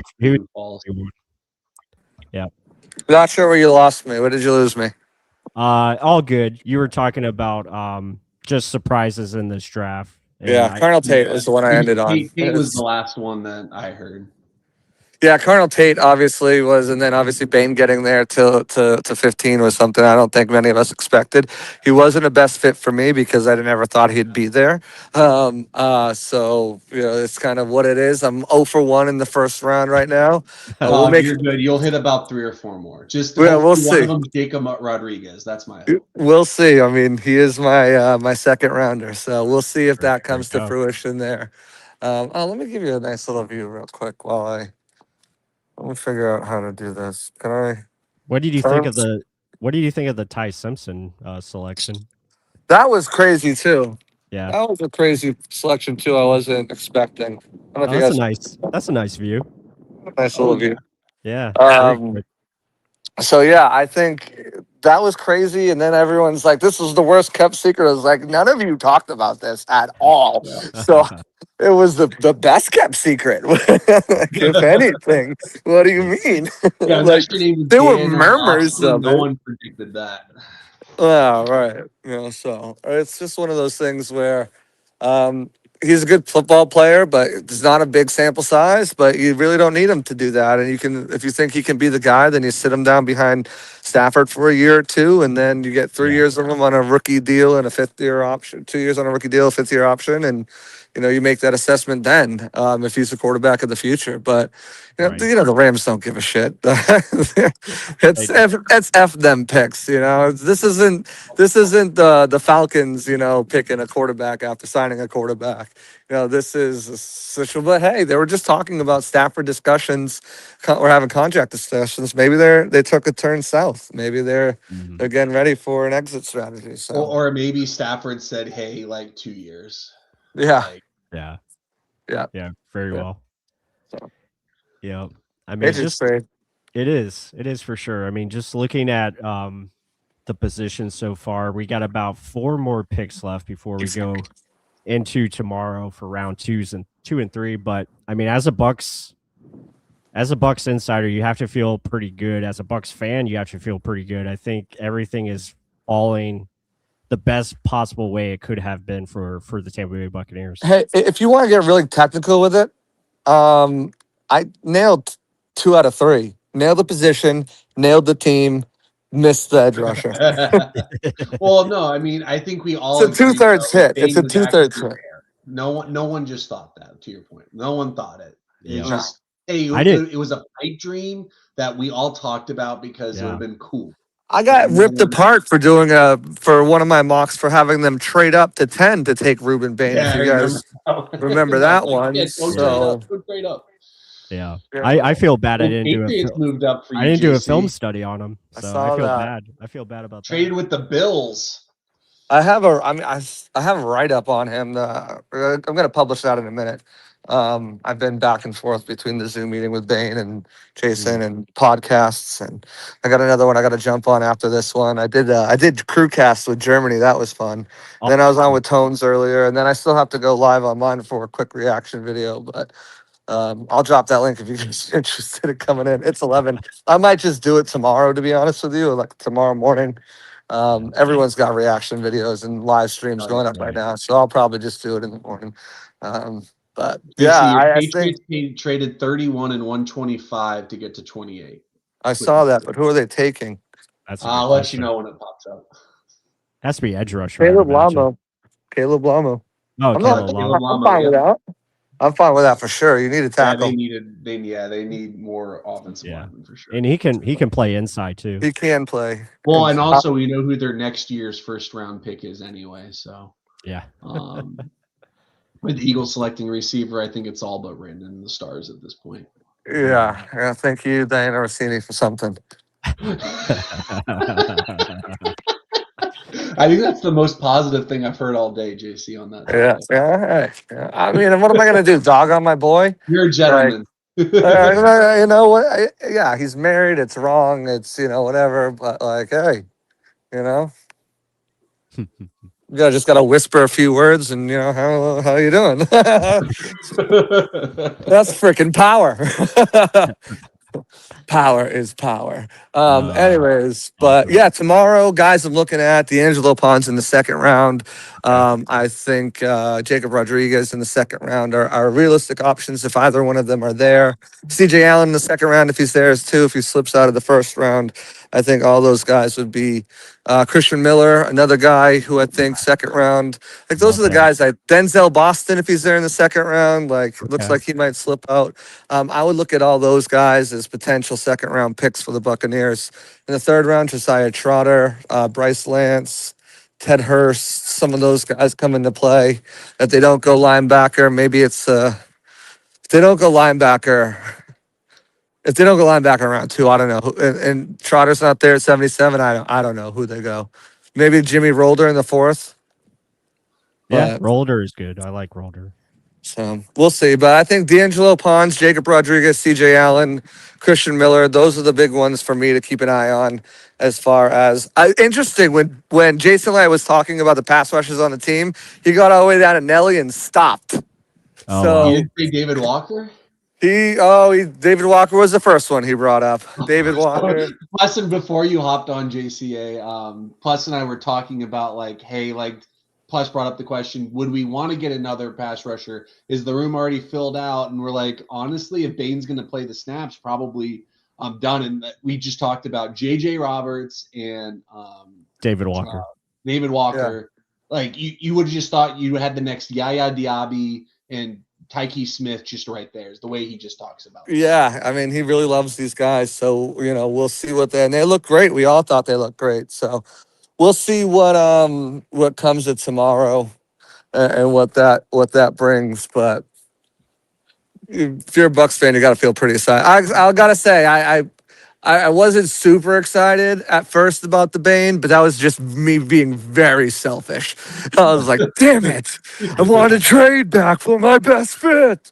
Right. But, after taking a step back and just kind of rewatching just some of the highlights and Baldy's breakdown and some of the things real quick as they came across the Twitter page. And I was like, yeah, in that picture, remember when they compared Arvell Reese and Ruben Bane with the bend, Mm-hmm. And yeah, I mean, he doesn't have the best bend, but he can really kind of do a lot of things for you. And I think it's going to be a great pick. Who's playing a concert here? They're testing the lights and stage and everything over there. But that's what's Matt, what's the concert that's going on at Raymond James? Well, you think Peter Woods to the Chiefs. BTS. It's BTS at Raymond James. Oh, gross. Yeah. The last couple of years on Saturday or the last couple of years, actually, they've had like a rave fest the last 2 years out here. So it's been interesting. But what is all right, guys? BTS? I don't even know. It's the Korean boy band or whatever. Oh, see, I don't even. I have no idea. I literally just Googled as you said that. Have a good one, JC. Drive safe. Appreciate I'm gonna go hit pub on this. I'm gonna do some tomorrow. I'll have a couple trade down pieces. I'll have my best fits remaining in round 2 piece. I'll have I'm gonna go live in the morning at some point and just talk about Ruben Bane and maybe get some people on to talk about Ruben Bane and see what their thoughts are. We'll see. But lots of content coming tomorrow, and then I'll probably be back on with you tomorrow too because it's sounds 2 good, rounds, man. So. Always welcome. All right, later, guys. Yep, awesome, man. Yeah, I'll make sure to add you to the stage when I see you. Like when I see you on there. He had a text message me. He's like, I'm in the background here. I did not hear him pop up. But man, we got a 200. No, you're good. Tones did the same thing with me earlier. I was like, okay. Am I late? Did I miss something? Yeah, it's awesome. Because when it just says like, you're in the waiting room or whatever, I was like, crap. Yeah. I was like 2 minutes late. I was like, Tones, did I miss the deadline? Like, what happened here?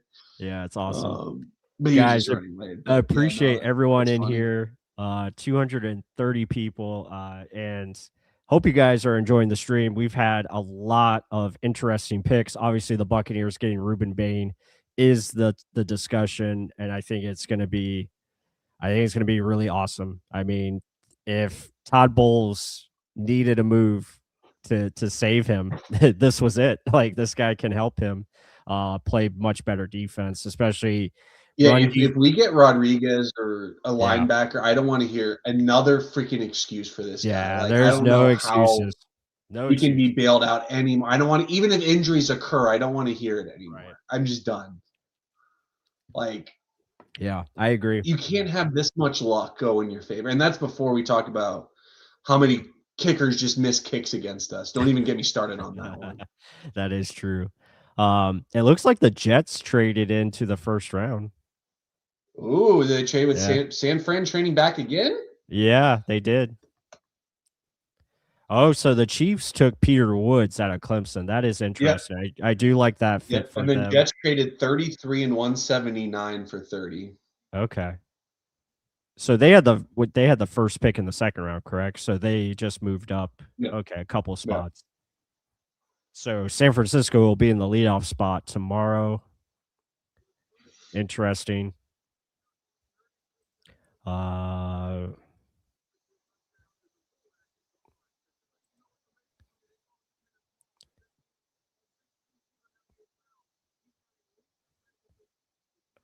let's see here. Ken, how are we doing? Are you okay? Or should we just finish this out? We're almost to the end here. I say we just finish out after the last yeah. pick Yeah. comes in. We're good. Okay. We only got 3 more. Yeah, so we're almost done here, and I would expect these picks to go pretty quickly. Yeah. Because even though my ESPN is like way behind on mine, they haven't even shown the Jets pop up here. But yeah, but it looks like they traded a 4 to move up double split picks. Yeah. Okay, the pick is in now. Let's see. I haven't refreshed my. Okay, haven't refreshed on NFL.com yet, but yeah, that is a good combo. I think Chris Jones and Peter Woods, that will be fun because they can put Peter Woods mainly at the 3 tech position and have Chris Jones kind of be that matchup player everywhere. Exactly. Just anywhere. Exactly. Who do we play who's playing right tackle in the Aaron Donald playoff game? After Wirfs got hurt. Like that's basically Chris Jones's role. He's just who's offensive lineman number 5. I'm lining up across him on 3rd down. I'm going to make a lot of money doing that. Oh yeah, that's right. He went up against what's his name, Wells, I think, Josh Wells, I believe it was, the right tackle, who was in for Tristan Wirfs because he got injured. So, good question here by Chef Aaron. What are the teams in front before 46? We kind of went into that as far as who. Yeah, there's like 2 of them, Chef. There could be like a team like the Dolphins that'd be like BPA. Yeah. But other than that, I think most Plus and I were looking. It's mainly the teams after us. So like we might want to move up a little bit if that's what we're. Yeah, Josh Wells, you were right, by the way. Yeah. The Bills could be a sneaky team for linebacker. I don't see Seattle doing that. And then once you get into round 2, there's really not many. Maybe the Titans. You also have the Cardinals. Giants could use a linebacker. So there's a few teams, but they're not at the top of their board as far as overall need. The Bengals. Omar Cooper Jr. coming off the board. Okay. Oh, yeah, that makes sense. The Jets. Oh, wow. So the Jets got really 2 good offensive players, Sadiq at 16, and then getting your receiver. Yep. That's pretty solid. Yeah. They're going to have, 3 first-round picks this year and then 3 first rounds next year. Yeah, well, I think that first round, those next year are going to be parlayed into a something massive.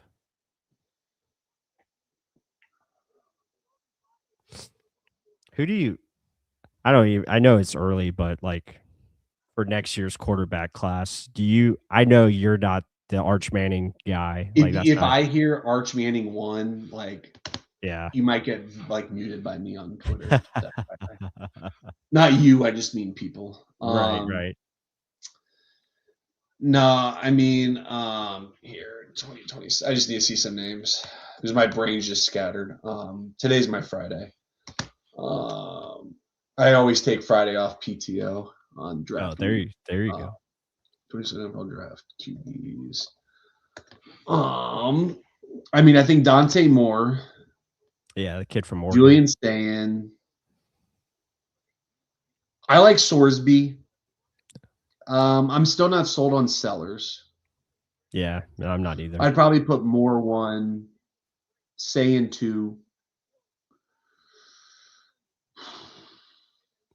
Sorsby 3. Isn't the kid from Duke the kid that played at Duke last year? Now he's at Miami. Miami. That'll be interesting to see how he does. Wow, the Titans traded up with whoever was at 31. So the Bills traded back. I think the Bills have traded back like 3 different times. Bless. Yeah, they traded back from 26 to 28. Then they traded down to 31. So they're just racking up picks, racking them up. Yeah. I'm telling you, could be an option for the Bucs tomorrow at pick 46. Like they could easily trade down from that selection. Yeah, unless it's Jacob Rodriguez or CJ Allen. I'm cool with that. Agreed. I also think if you get CJ Allen or Jacob Rodriguez at 46, you can trade down in the third round too. Honestly, I agree with you. And for me, it's honestly, I think our free agent signings look a lot better with shoring up inside linebacker at this point. Yeah. A'Shaun Robinson overpay looks a lot better. Mm-hmm. Yeah. I think Anzalone, Gainwell, fair market values, but I think Anzalone looks better with Rodriguez or Allen next to him. Yeah. Yeah, definitely. And then you have Dennis's depth. Mm-hmm. Yeah, I think that's where terrible. No, it's not. I think Dennis, that's where he best serves, where he can be that linebacker 3, be that kind of sub package linebacker, sub in on blitzes and stuff like that. Also play special teams, which he does a pretty good job of. Interesting. Titans trade 35, 66, and 101 for 31, 69, and 165. So really moving up 4 spots in the first, late or early second to late first, 3 spots in the third, and then 60 spots in like early 5-4 range. Oh, wow, that's crazy. I just saw in our chat. So the Eagles traded up for Mekhi Lemon as he was on the phone with the Steelers. So the Steelers were going to draft him. No way. Yeah. I just saw that in our chat.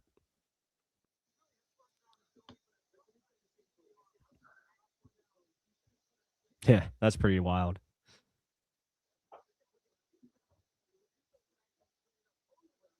All right, guys, we're almost to That's crazy. Yeah, we're almost Howie to the Roseman, finish line here in round 1. Howie Roseman, you are savage, sir. All right, who are the Titans trading up for? I feel like it's got to be something offensive.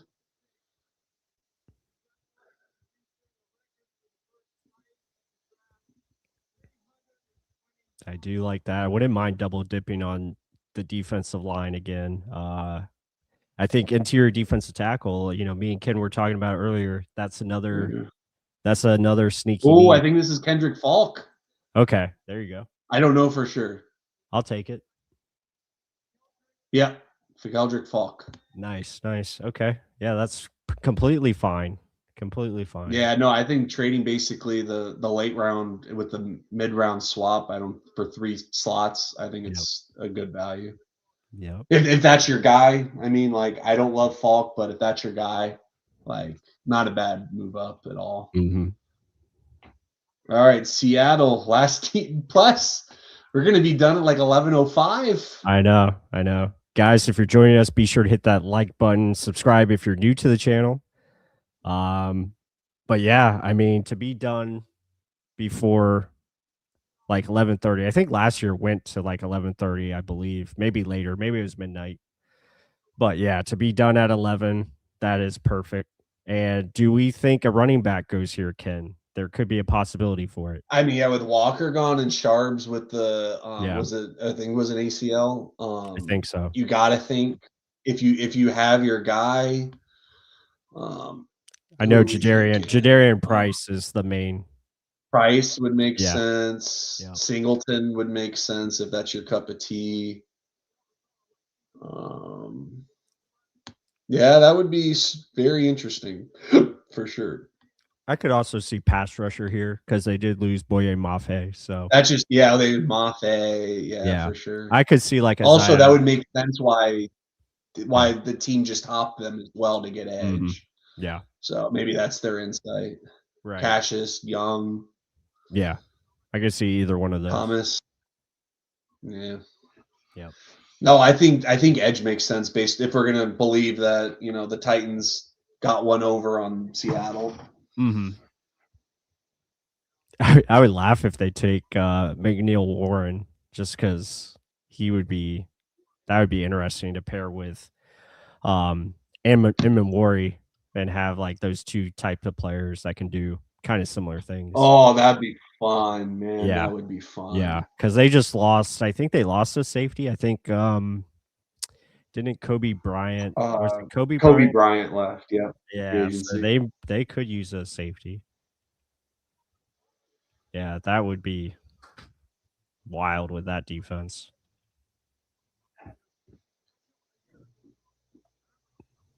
Ridiculous talent.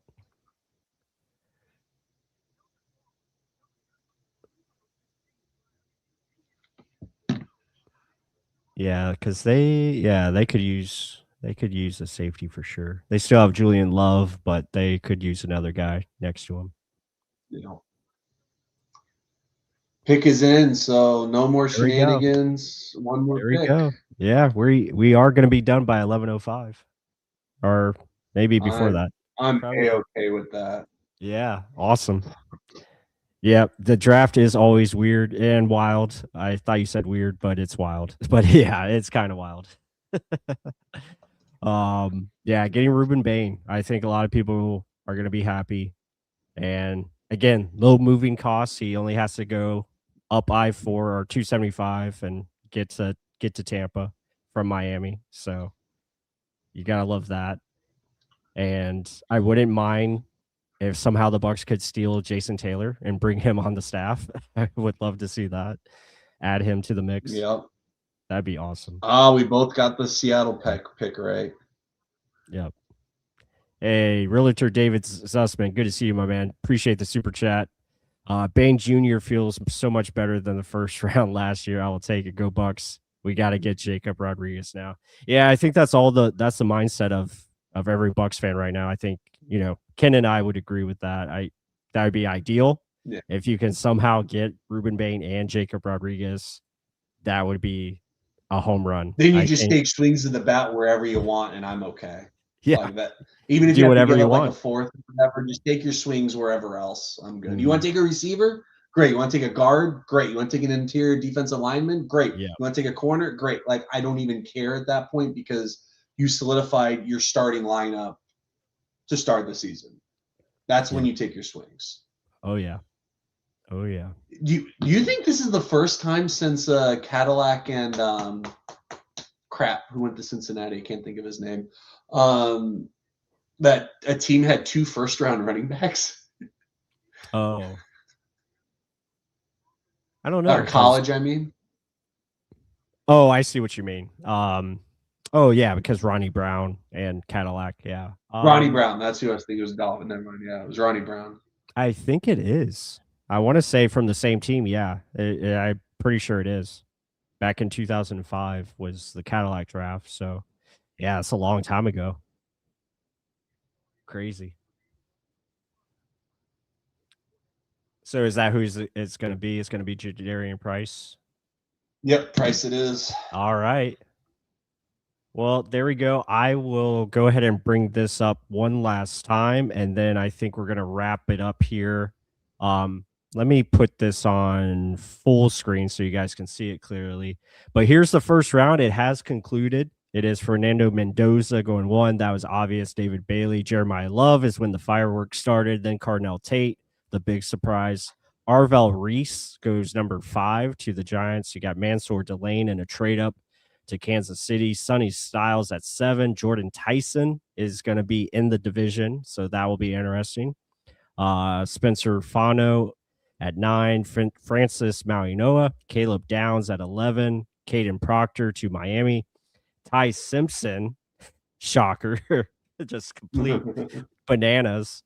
Venga Owane goes to Baltimore, and there you have it. Ruben Bane, the receding hairline, it's all good. He kind of looks like the great who am I trying to say? God, now I can't think. Oh, he looks like the great. No, he looks like the great Leroy Selman. He's got the same there kind you go. He has like the same kind of hairdo. It's awesome. And yeah, I hope he's as great as Selman Jr. was. So that'd be great. Then Kenyon Sadiq at 16, Blake Miller, Caleb Banks, Monroe Freeling, Mekhi Lemon, Max Enichor, I think that's how you say it. Akeem Messador, Malachi Lawrence was also a fan favorite. We had KC Concepcion, Dylan Thieneman, Keelan Rutledge was a little bit of surprise. Chris Johnson makes it into the first round. You got Caleb Lomu to the Patriots, Peter Woods to the Chiefs, Omar Cooper Jr., Keldrick Falk, and running back Jadarian Price. It's awesome. The first round has concluded. Ken, man, it's been a pleasure, man. I can't thank you enough. Hope we'll definitely have you back on tomorrow, so that'll be great. Guys, if you're just joining us, appreciate all the support, appreciate all the comments, the super chats. Realtor David Sussman, you're awesome. Be sure to hit that like button, and we'd love to hear your comments. Leave your comments down below. What do you think of Ruben Bane? How good will he impact in 2026 as far as the Buccaneers defense? Is the Bucs defense maybe a top 10 defense now with Ruben Bane? I want to hear your guys' thoughts. Let us know what you guys think. And with that said, we will see you tomorrow night starting 7 p.m. Can't wait. Go Bucs. See you on the next one.